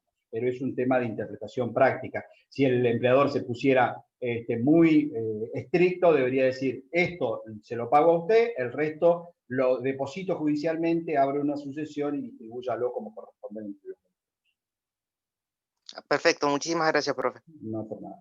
Bien, vamos ahora al otro supuesto de extinción. Aquí estamos en el supuesto de extinción cuando pues, se provoca el fallecimiento del empleador, que comencé a explicarlo y lo dejé ahí suspendido. Dice, se extingue el contrato del trabajo por muerte del empleador cuando sus condiciones personales o legales, actividad profesional u otras circunstancias hayan sido causa determinante de la relación laboral y sin las cuales ésta no podría proseguir. En este caso, el trabajador tendrá derecho a percibir la indemnización prevista en el 247 de esta ley. ¿Qué es esto? ¿El principio cuál es? Que así como dijimos que si fallece el trabajador automática y necesariamente se produce la extinción del contrato, si fallece el empleador no tiene la misma automaticidad. ¿Por qué? Porque en la medida que la relación pueda continuar, el vínculo va a seguir vigente. Solo va a interpretarse de que hay una extinción cuando la relación es intuito persona. Es decir, cuando la calidad del empleador ha sido de la esencia del nacimiento de ese vínculo y por lo tanto al fallecer él no puede continuar el vínculo, ahí sí se provoca la extinción de la relación laboral y en ese caso el trabajador tendrá derecho a cobrar él, que está vivo, la indemnización del 247, es decir, el 50%, la mitad del 247. Ejemplos para que se entienda. Si yo soy empleado de una sociedad anónima y muere un accionista o el accionista principal, ¿qué pasa con las relaciones laborales? Nada, continúan vigentes porque la sociedad como tal no se extingue, sigue operativa, funciona y yo sigo siendo empleado, punto. Siempre ponemos el ejemplo y lo vamos a traer a ese terreno porque es un terreno que a ustedes les puede resultar práctico, que es el empleado o empleada de un estudio jurídico. Si fallece el titular del estudio jurídico, el dueño del estudio jurídico, ¿qué pasa con la relación laboral? ¿Se extingue, sí o no?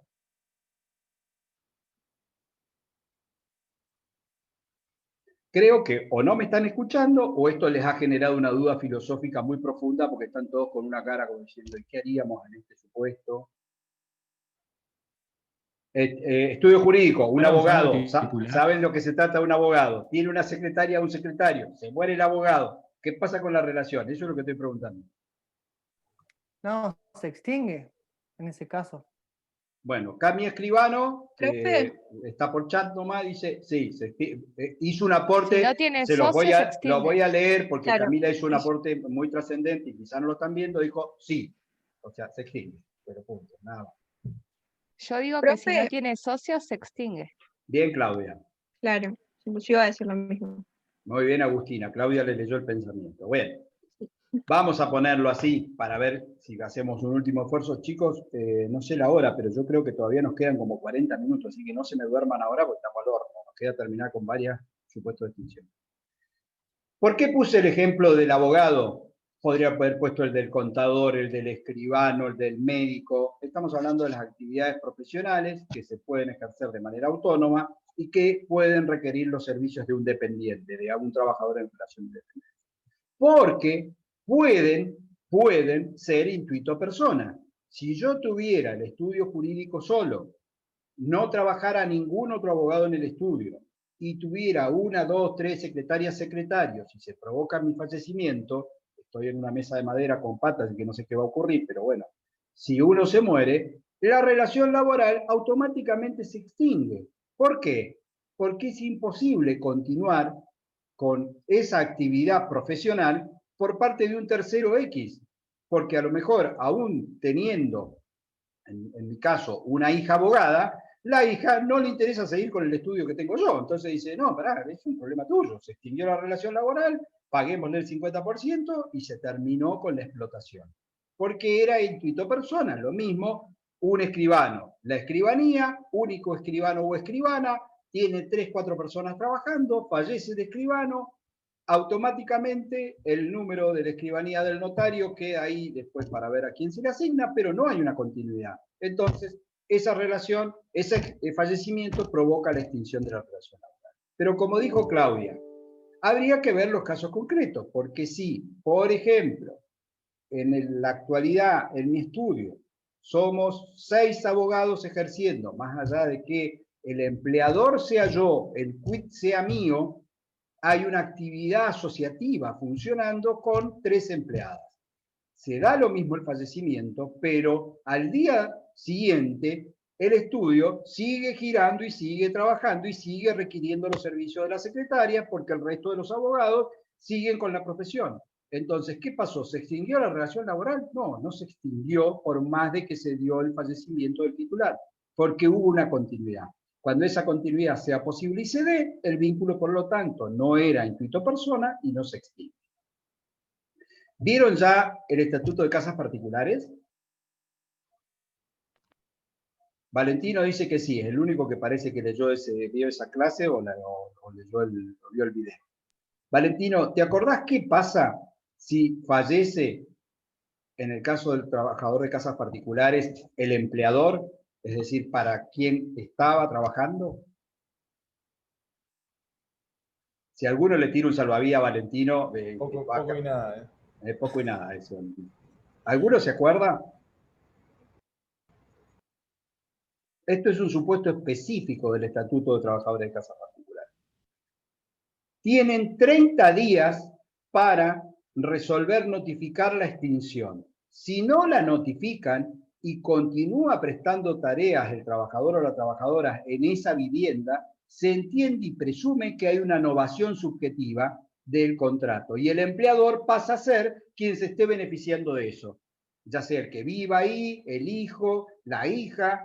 Entonces, en el Estatuto de Casas Particulares, que es típico de intuito persona, la norma le da 30 días para que se le notifique o no la voluntad extintiva.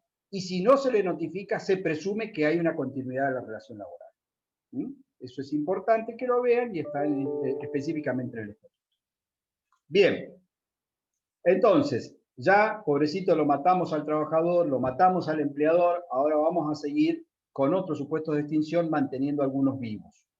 De la extinción del contrato por vencimiento del plazo. Esto es solo un repaso porque ustedes ya lo han visto. ¿Se acuerdan cuando vimos contrato a plazo fijos? Cuando vimos contrato a plazo fijo dijimos que es una obligación preavisar 30 días de extinción. Y explicamos que si el contrato a plazo fijo se extingue debidamente preavisado, pero que tenga una antigüedad mayor de 1 año, se paga la indemnización, ¿cuál? La del 247, es decir, el 50% del 247. Bueno, aquello que estudiamos en extinción del contrato a plazo o término es el 250. Cuando la extinción del contrato se produjera por vencimiento del plazo asignado al mismo mediado preaviso y estando el contrato íntegramente cumplido, se dará lo dispuesto en el artículo 95, segundo párrafo de esta ley, siendo el trabajador acreedor a una indemnización prevista en el artículo 247, siempre que el término del contrato no haya sido inferior a 1 año. ¿Esto qué quiere decir? Que solo cobra la indemnización por extinción por cumplimiento del plazo si la antigüedad del contrato o de la sumatoria de los contratos supere el año. Si es menos de 1 año, no cobra indemnización. Y en ese caso la indemnización es la del 247. Este 250 lo estamos repasando. El 251 es la extinción por quiebra. Yo lo voy a leer muy rápidamente y no voy a dar mayores precisiones, salvo que alguno esté haciendo o haya hecho concurso y quiebra y necesite que le aporte algo. ¿Por qué? Porque es muy difícil explicar los alcances de esta disposición cuando ustedes no tienen la materia concurso y quiebra realizado normalmente a esta altura de su carrera. Si la quiebra del empleador motivara la extinción del contrato de trabajo y aquella fuera debida a causas no imputables al mismo, la indemnización correspondiente al trabajador será la prevista en el 247. Cualquier otro supuesto, dicha indemnización se calculará conforme lo previsto en el 245. La determinación de las circunstancias que se refiere a este artículo será efectuada por el juez de la quiebra al momento de dictar la resolución sobre procedencias y alcance de las solicitudes de verificación formuladas por la autoridad. Estamos hablando de que la sociedad como tal se puede haber concursado o no, pero se le ha decretado el acto de quiebra.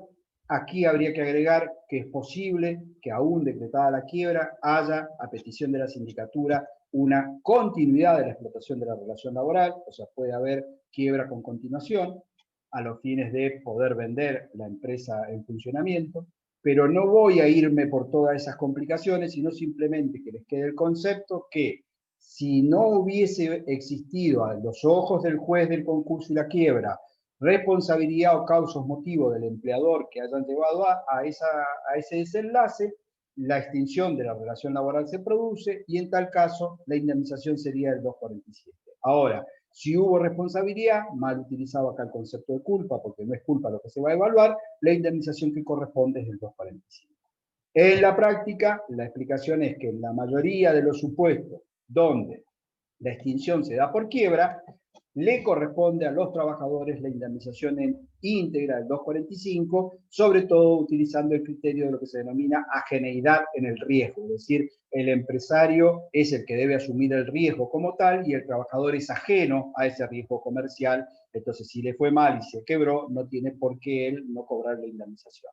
Pero esto es muy específico y muy propio del régimen de la ley de concursos. Voy a 252, perdón.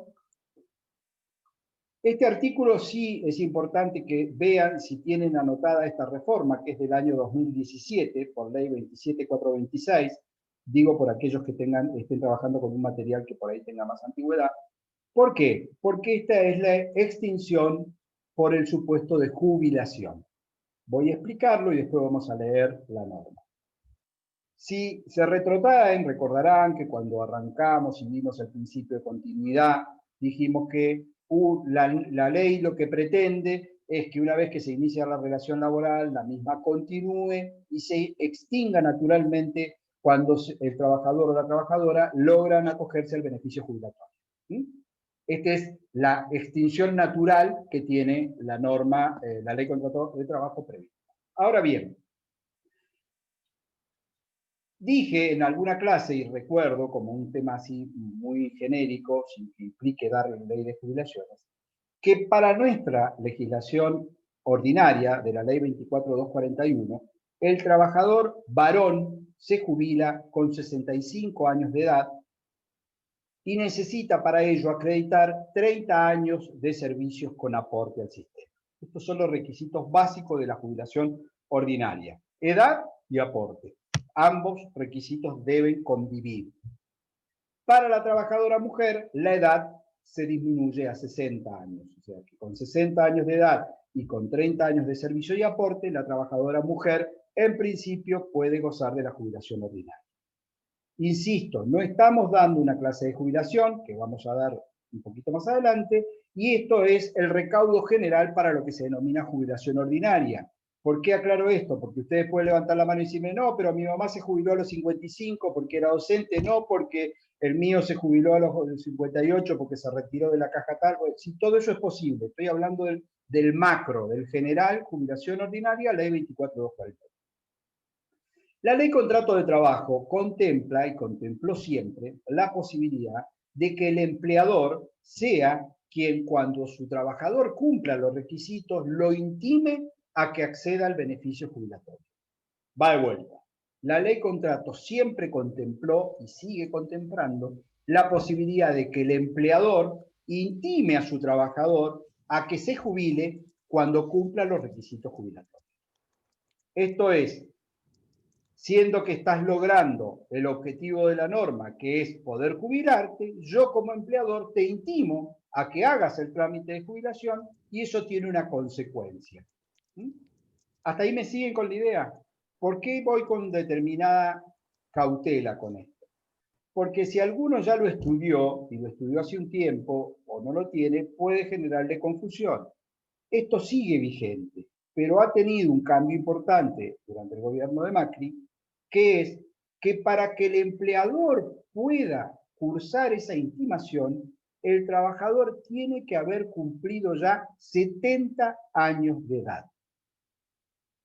¿Y esto por qué? ¿No me acaba de decir que la jubilación es a los 65 o a los 60? Sí, la jubilación sigue siendo a los 65 para el varón y a los 60 para la mujer.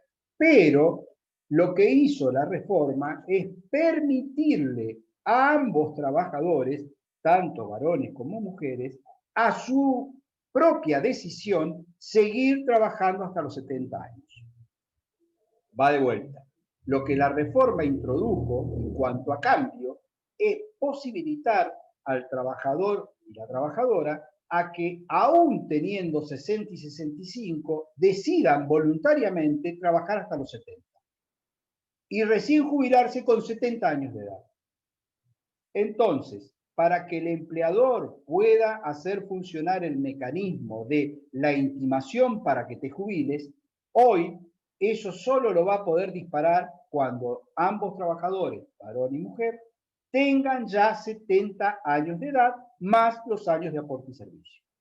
No puede intimarlo con 60 y con 65 porque la ley presume de que si no se han jubilado es porque han decidido trabajar hasta los 70 años de edad. ¿Se entiende eso?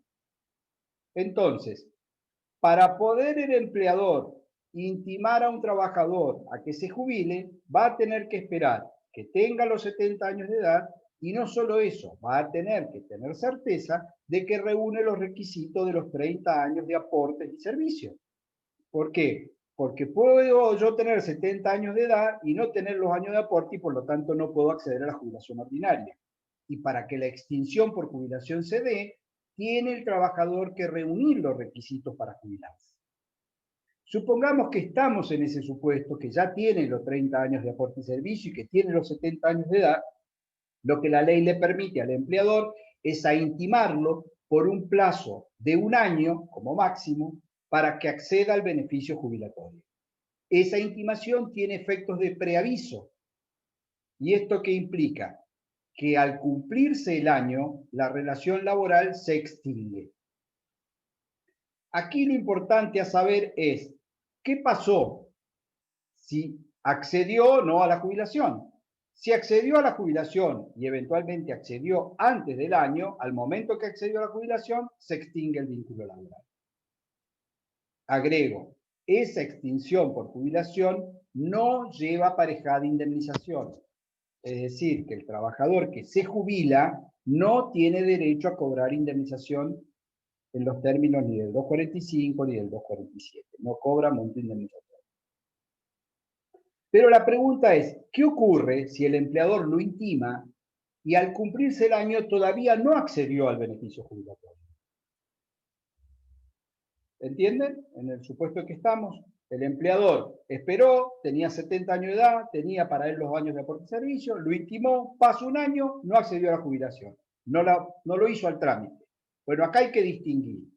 Si no accedió a la jubilación por un problema del trabajador en cuanto a su desidia o que no lo hizo, la relación se extingue lo mismo y no se debe indemnización. Ahora, si no accedió a la jubilación porque le fue denegada, porque le faltaba algún requisito, esa extinción pasa a ser un despido sin causa y por lo tanto se indemniza en los términos del 245. Ojo con esto.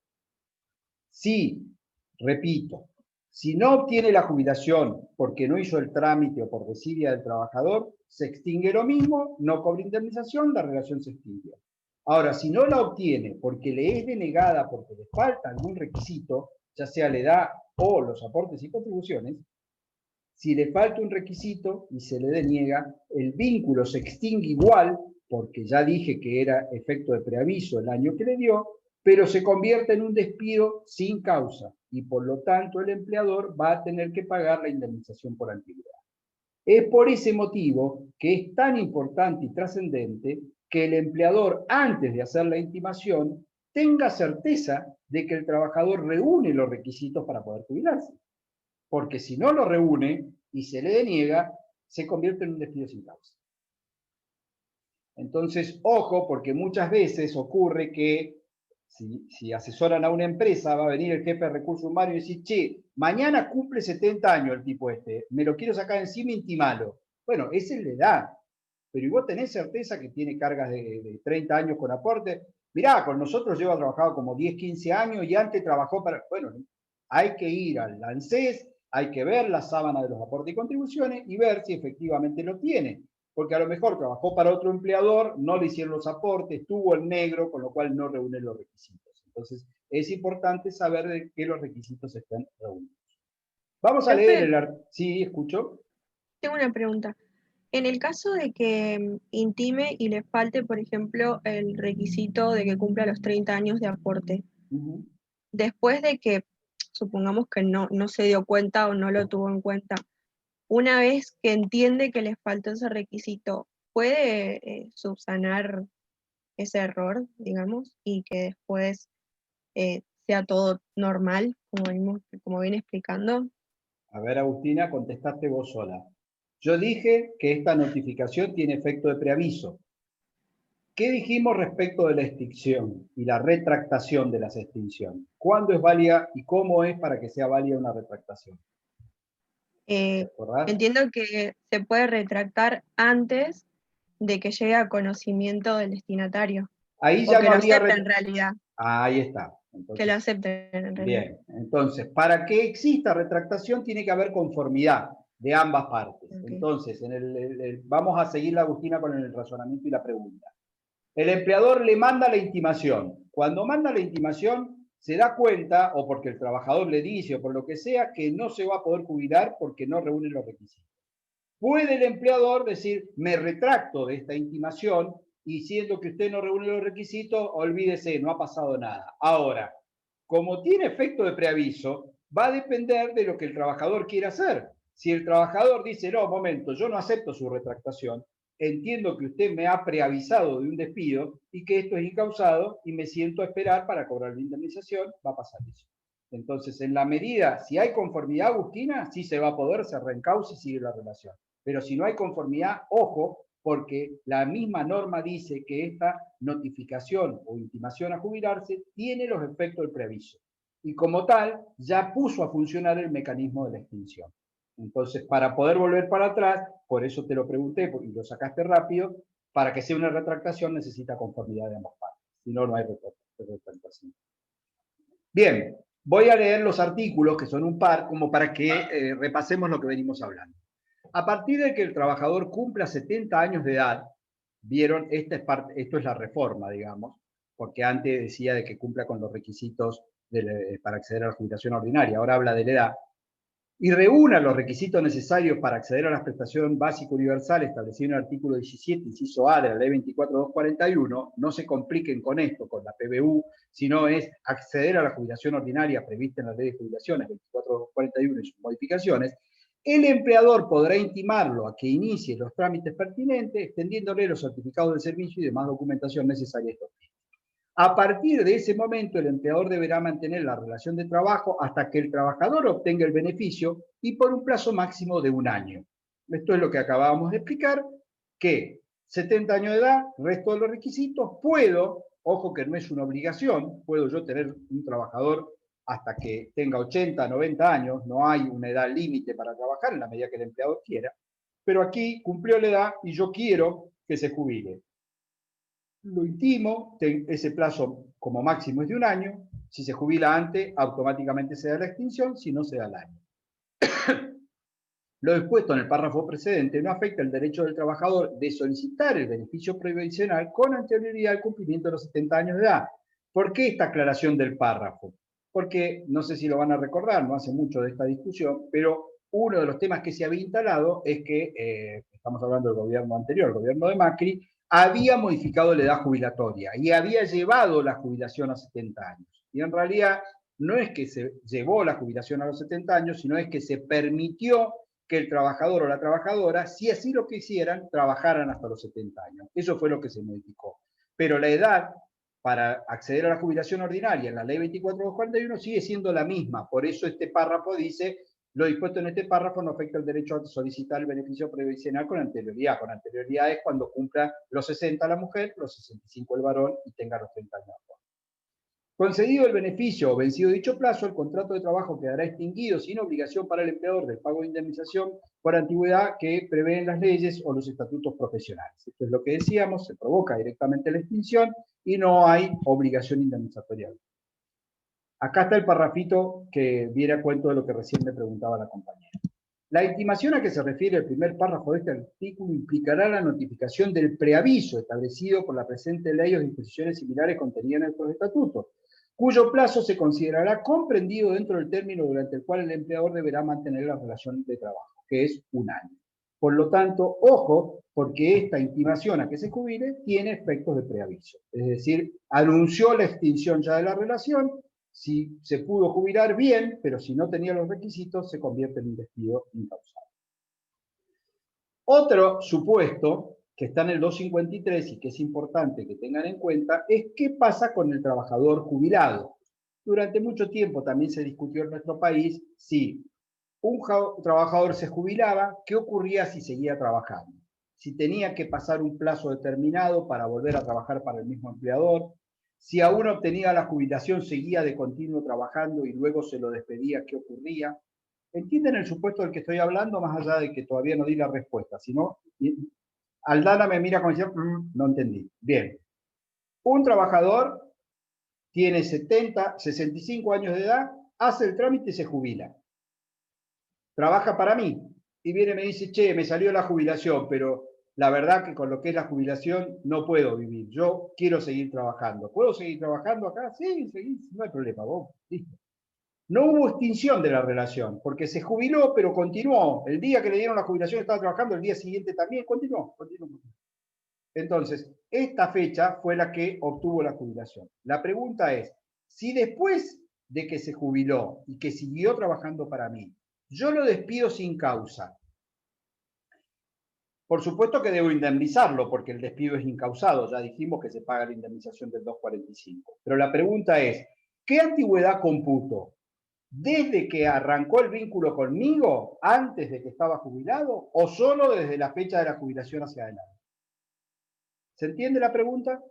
Aldana, ¿ahora se entendió? Bien. Esto es lo que en su momento había generado algunas dudas en la interpretación de la jurisprudencia, y que la reforma vino a aclarar ahora de manera expresa. En caso de que el trabajador titular de un beneficio previsional de cualquier régimen volviera a prestar servicio en relación de dependencia, sin que ello implique violación a la legislación vigente, el empleador podrá disponer la extinción del contrato invocando esta situación, con obligación de previsarlo y abonar la indemnización en razón de la antigüedad prevista en el artículo 245 de la ley o en su defecto el 247, según sea despido con causa o según el otro.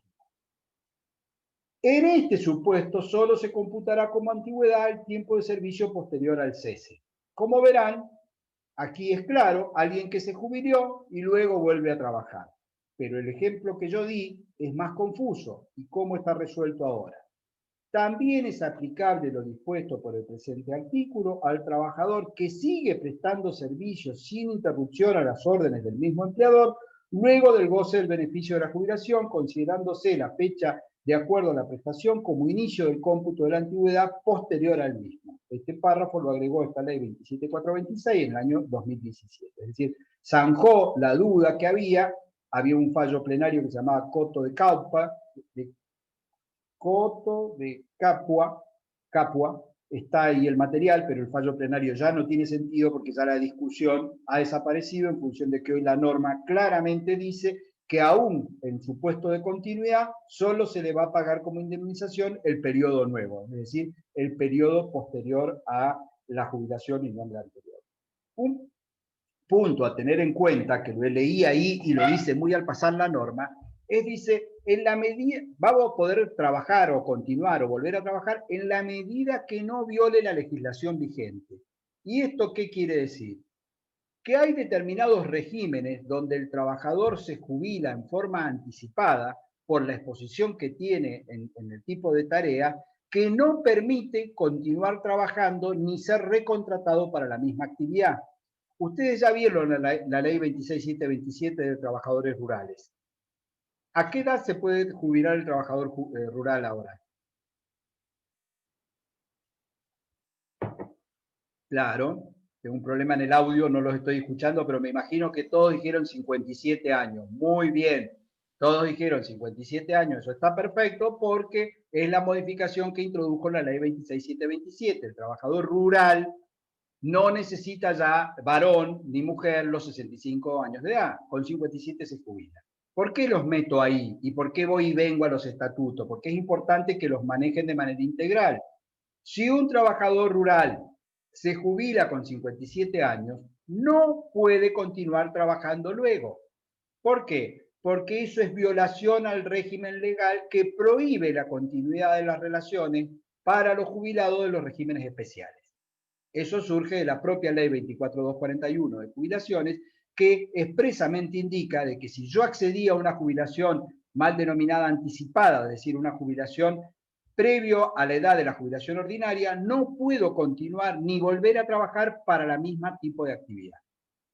Entonces, cuando esta norma dice, en la medida que no viole la legislación vigente, a lo que se está refiriendo es exactamente a eso.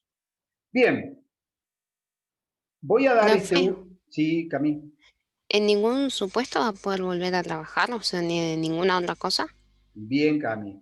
No va a poder volver a trabajar de la misma actividad en la que se ha jubilado de manera anticipada, pero sí en otra actividad que no tenga jubilación anticipada. Por lo tanto, si este era un trabajador rural, un peón vario mío, que a los 57 años se jubila, ¡pum!, listo, jubilación, se va. ¿Puede volver a trabajar a la chacra como peón vario? No. ¿Puede ir a otra chacra a trabajar como peón vario? No.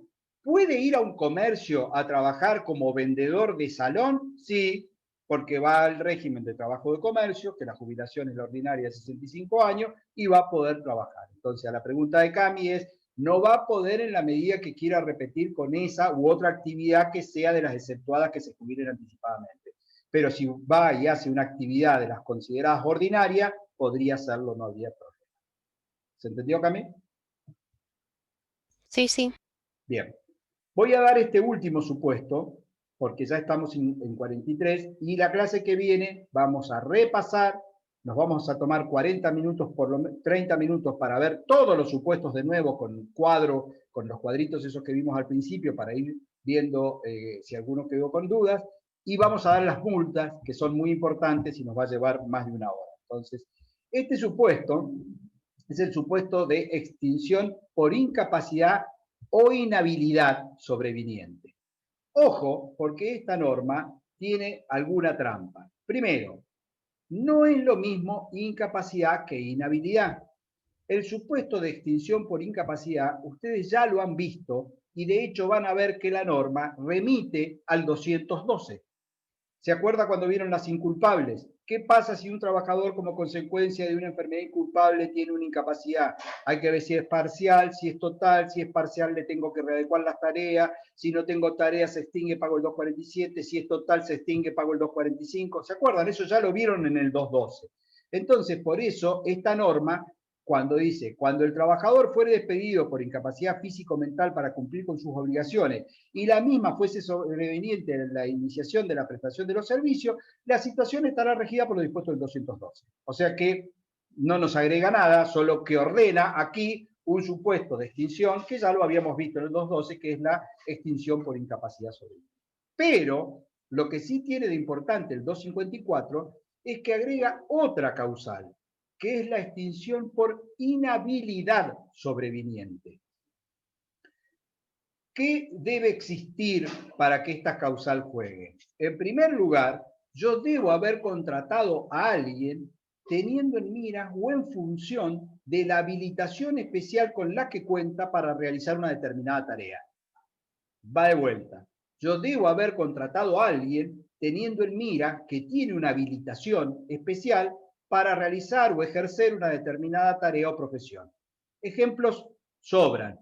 Un conductor de carga pesada, de transporte de larga distancia, de máquinas viales, que cuenta con un carné especial que tiene una habilitación para eso.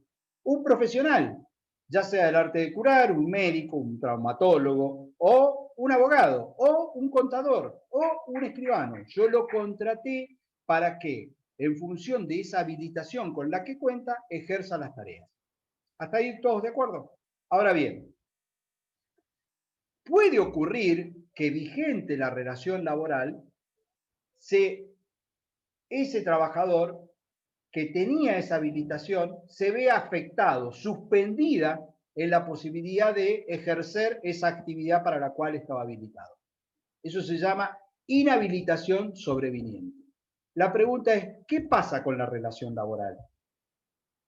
¿Continúa? ¿Sí? ¿No? ¿Se extingue? Si se extingue, la indemnizo. Esto es lo que determina esta norma y por eso es importante. En principio, la relación laboral continúa, salvo que el empleador resuelva extinguirla en base a esa inhabilidad sobreviniente. Es decir, es potestad del empleador evaluar si, a pesar de la inhabilitación con la que ahora tiene su dependiente, le sirve o no le sirve, va a continuar o no va a continuar con el vínculo. Ahora, supongamos que el empleador dice no, en función de la inhabilidad sobreviniente esta relación laboral se extingue. Aquí lo que la norma contempla son dos supuestos distintos. Si el trabajador no tuvo responsabilidad alguna en la inhabilidad sobreviniente, es decir, no hubo un dolo o una culpa grave, bendita culpa grave que seguimos repitiendo y que nunca les puso en el código, pero no hubo una intencionalidad que llevara a esa pérdida de la habilitación, la relación se extingue y el empleador paga el 247. Es decir, paga la mitad de la indemnización, el 50% del 247. Pero, si la inhabilidad sobreviniente es producto de la responsabilidad del trabajador, quien, por ejemplo, ha tenido una condena por un delito doloso, en ese caso la relación se extingue y no se paga indemnización alguna. Voy a ir con un ejemplo, porque la mayoría está escribiendo sin entender mucho, sobre todo que son las 5:47, ya están en la próxima clase o en los mates que les toca ahora. Vamos con un ejemplo. Yo contrato a un abogado para mi empresa, en relación de dependencia. ¿Puede ser un abogado empleado? Sí, eso ya lo vimos cuando vimos las características del contrato y vimos las distintas formas de ejercer. Entonces, lo contrato para que, en función de estar matriculado y colegiado, represente y ejerza la profesión dentro de mi empresa. Ese abogado, por un hecho que es absolutamente ajeno, tiene una condena penal por estafa que lo inhabilita para ejercer la profesión. Aún transitoria, por 3 años. Condena por estafa que lo inhabilita para ejercer la profesión. Yo, empleador, digo, pará, momento, yo te contraté a vos como abogado para que ejerza la profesión. Ahora no la podés ejercer, pero no porque tuviste un problemita, sino porque fuiste condenado por un delito doloso. La estafa es dolosa, obviamente, no es culposa. En tal caso, como hay una inhabilidad sobreviniente producto de una condena de un delito doloso, el empleador puede extinguir la relación laboral y no pague indemnización alguna. Ejemplo 2, muy común y que suele prestarse a confusión. Soy un trabajador conductor de colectivos de larga distancia. Cuento con un carné profesional habilitante a esos fines. Producto de un accidente de tránsito que tuve manejando el colectivo, recibo una condena penal de inhabilitación transitoria para conducir, una accesoria porque hubo un homicidio culposo en el cual yo fui el chofer. ¿Cómo lo resuelven a esto? ¿Puede el empleador extinguir? Sí, no, si extingue. ¿Paga el 247 o no paga nada? Sí la puede extinguir y, bueno, sí, sí la puede extinguir para mí y como es un accidente culposo, o sea que no lo hizo a propósito, le correspondería la indemnización de los 47. ¿Alguien discrepa con Claudia? Yo creo que si ya entró a trabajar con esa condena y no dijo nada y estaba realmente inhabilitado, me parece que... No entró a trabajar con la condena. Entró a trabajar sin ningún problema. Cuando estaba vigente la relación laboral, tuvo el accidente y después tuvo la condena. Es un hecho sobreviniente al vínculo, digamos.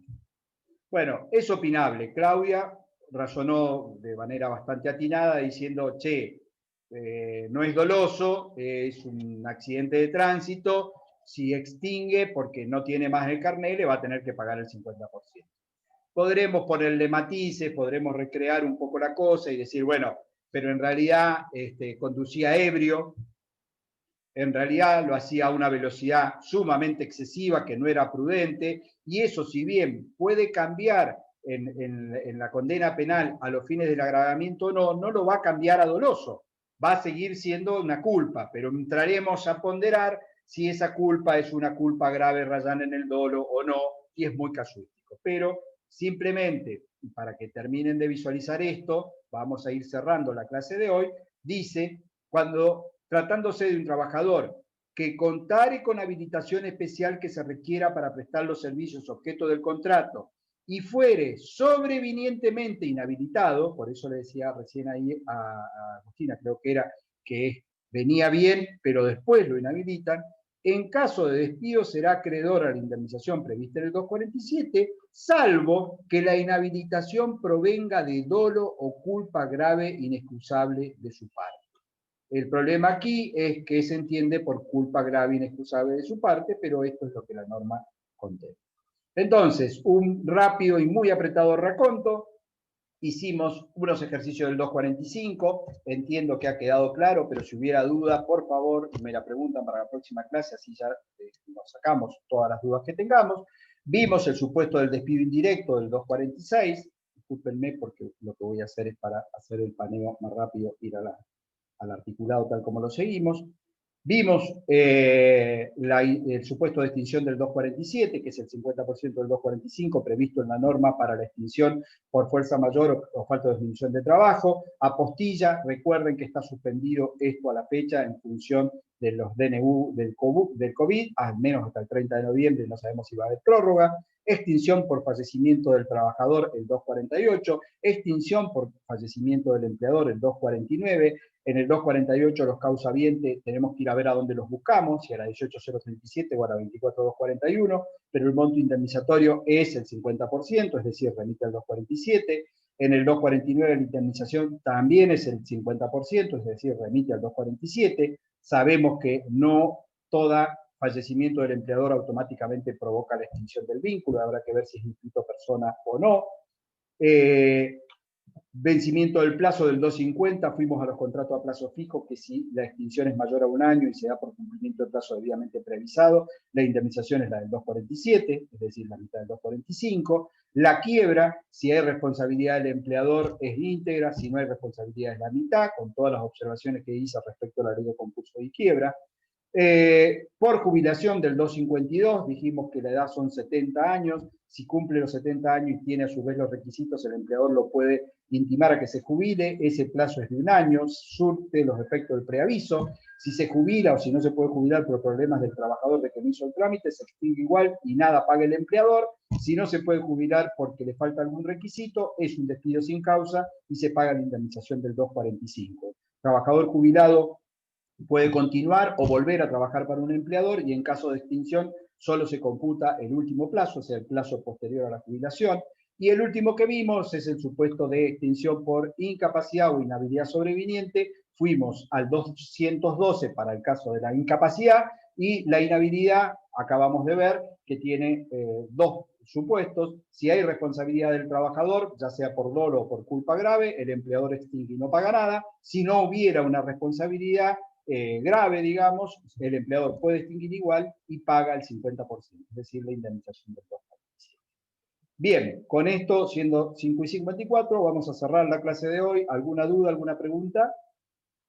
¿Algún comentario respecto de esto? ¿Algún agotamiento en las caras que estoy viendo en este momento? Pero bueno, se lavan un poco la cara y van a la próxima cursada tan dinámica así como esta. Y miércoles continúo yo nos queda muy poquito de los supuestos de extinción, los repasamos a todos para sacar todas las dudas, los agrupamos según como cada autor lo agrupe, y vamos a multas. Aquel que quiera ir viendo, vamos a ir a ver las multas. El artículo 80 de la ley contrato, el 132 bis de la ley contrato, la ley 25.323, artículo 1 y artículo 2, y la ley 24.013, que es la ley de empleo, en los artículos 8, 9 y 10. Esas son las multas que vamos a ver en la clase siguiente. ¿Sí? Por si alguno quiere ir ganando un poquito de tiempo. Chicos, nos vemos. Gracias por el aguante. Chao, hasta luego.